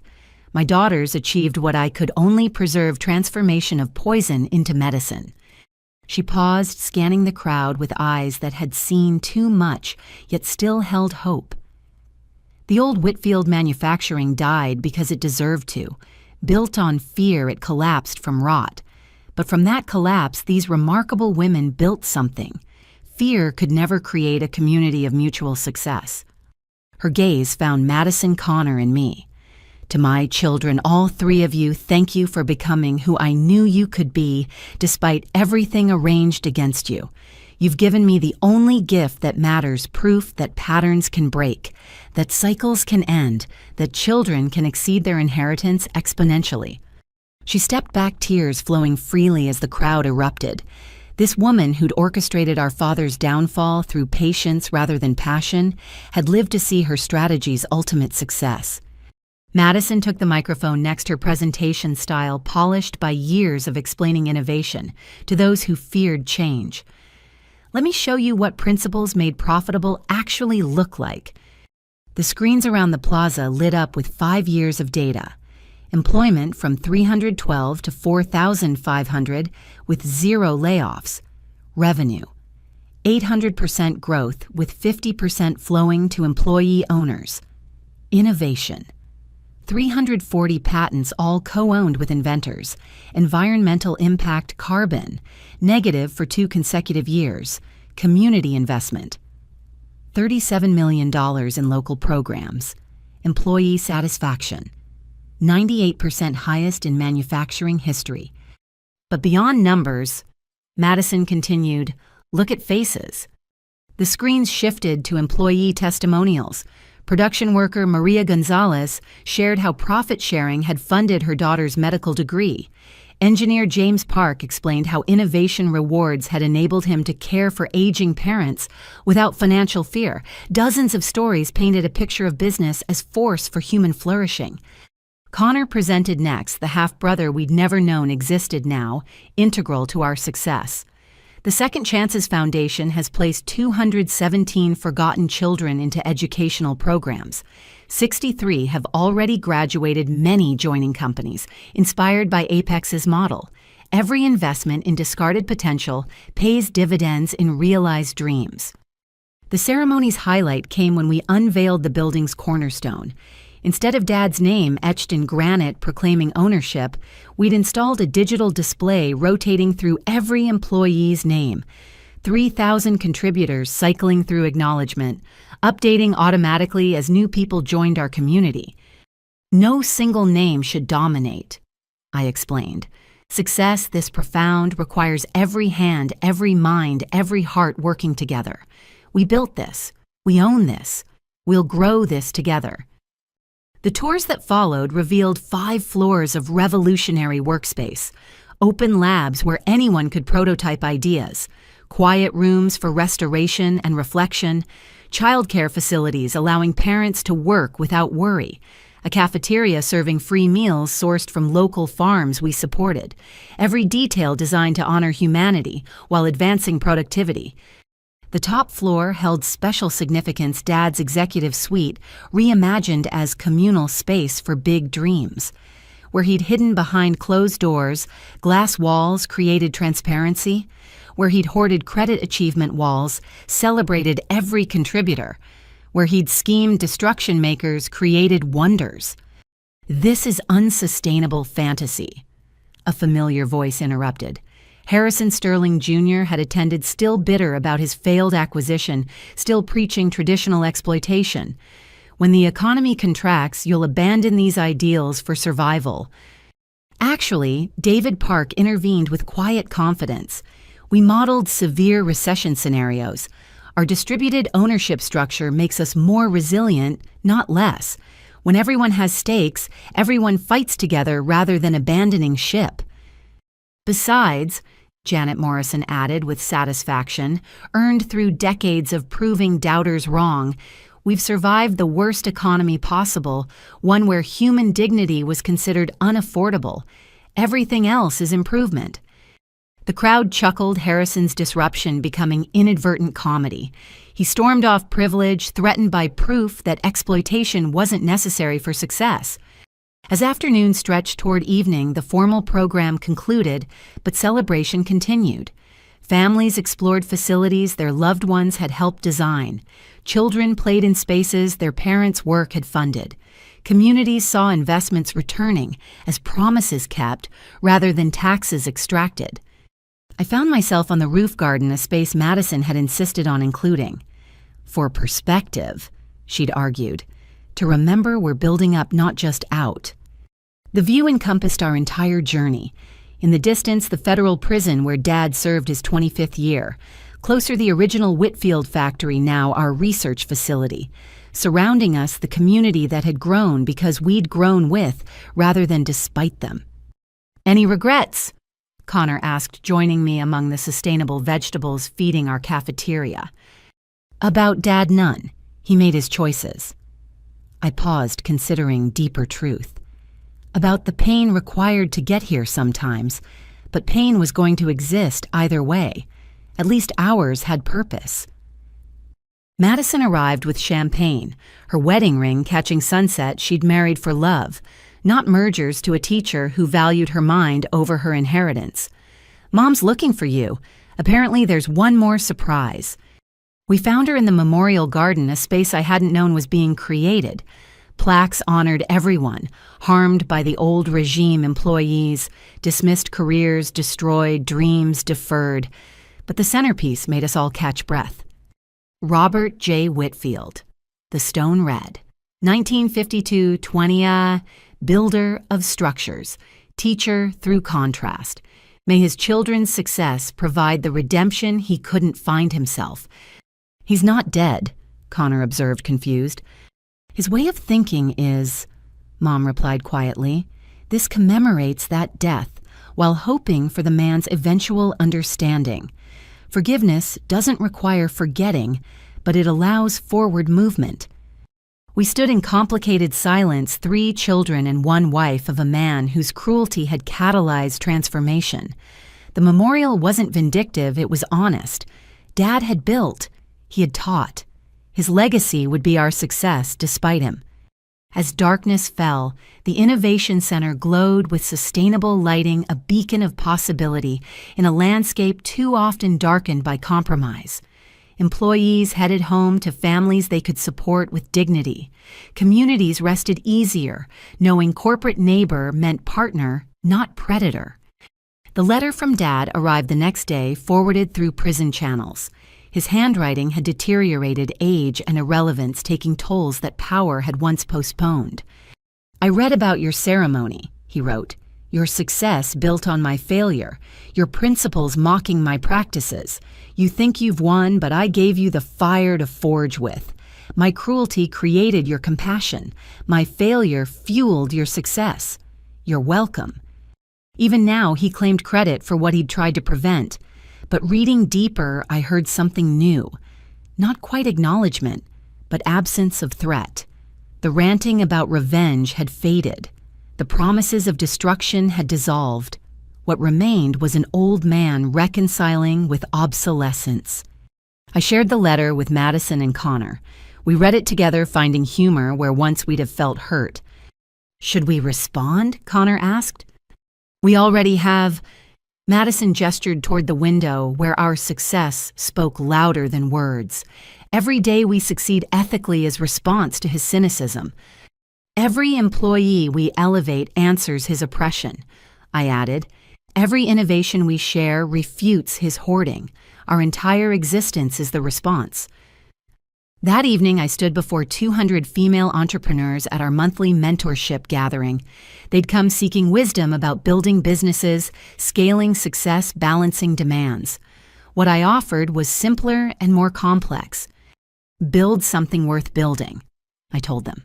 "Not for revenge or recognition, but for the right to look in mirrors without flinching. Success is hollow if it requires hollowing out others. Profit is pyrrhic if purchased with principles."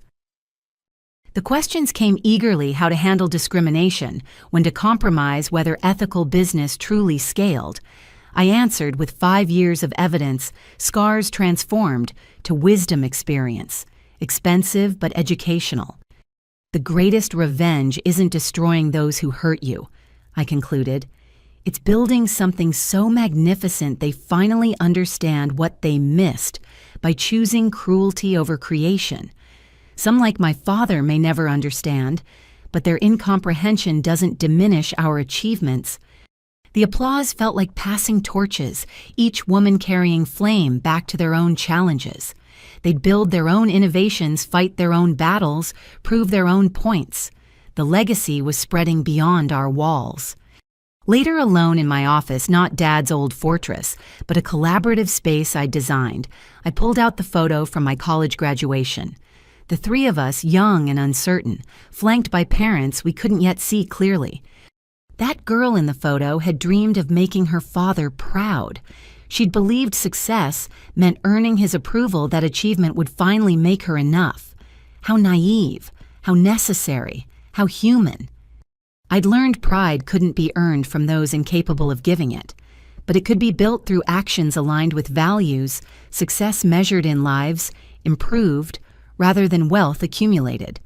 The girl in the photo had wanted to matter to someone who didn't know how to value what mattered.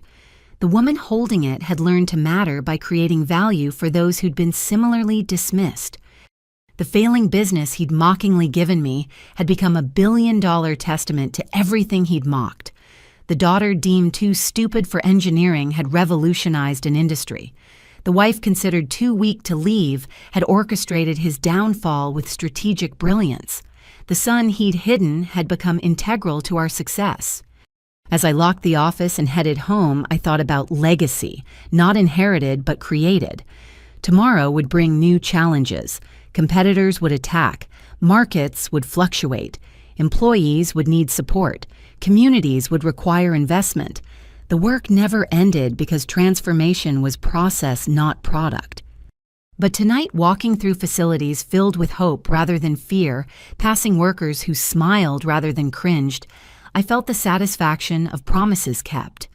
We'd taken a failing business and made it flourish. We'd taken a toxic culture and made it nurturing. We'd taken family trauma and transformed it to triumph. The daughter he'd deemed a failure had given him the only legacy that would survive redemption through our success. The empire he'd built on others' backs now stood on principles that elevated everyone. The name Whitfield, once synonymous with exploitation, now meant innovation, integrity, inclusion. In his prison cell, an old man might rage against his irrelevance or finally recognize his errors. That was his journey to make or miss. Ours was continuing building, growing, proving daily that business could be both profitable and principled successful and sustainable, powerful, and kind. To everyone who's ever been dismissed, diminished, or destroyed by those who confused cruelty for strength, rise, build. Prove them wrong, not through revenge, but through results. Create the world they said was impossible. Live the life they said you didn't deserve. Success isn't inherited, it's earned through courage to reject what you're given and create what you deserve. What would you build if you stopped accepting the limitations others placed on you? What could you create if you believed in your worth, despite those who didn't? What legacy would you leave if you chose transformation over tradition? The only inheritance worth having is the one you give yourself the courage to become who you're meant to be, despite who others expected you to become. Your story is waiting to be written. Pick up the pen. The world needs what you'll build when you finally believe you can build it. Thank you for sharing this journey with us. May your own transformations be as powerful as your dreams are bold. Remember, the best revenge against those who underestimated you is a life so magnificent they finally understand their mistake. Like, share, comment, and subscribe if this story resonated with you. Tell us, what failing inheritance will you transform into thriving legacy? Until next time, keep building, keep growing, keep proving that from the ashes of others' cruelty, we can create communities of compassion. The Phoenix isn't just a myth, it's a method. Rise accordingly.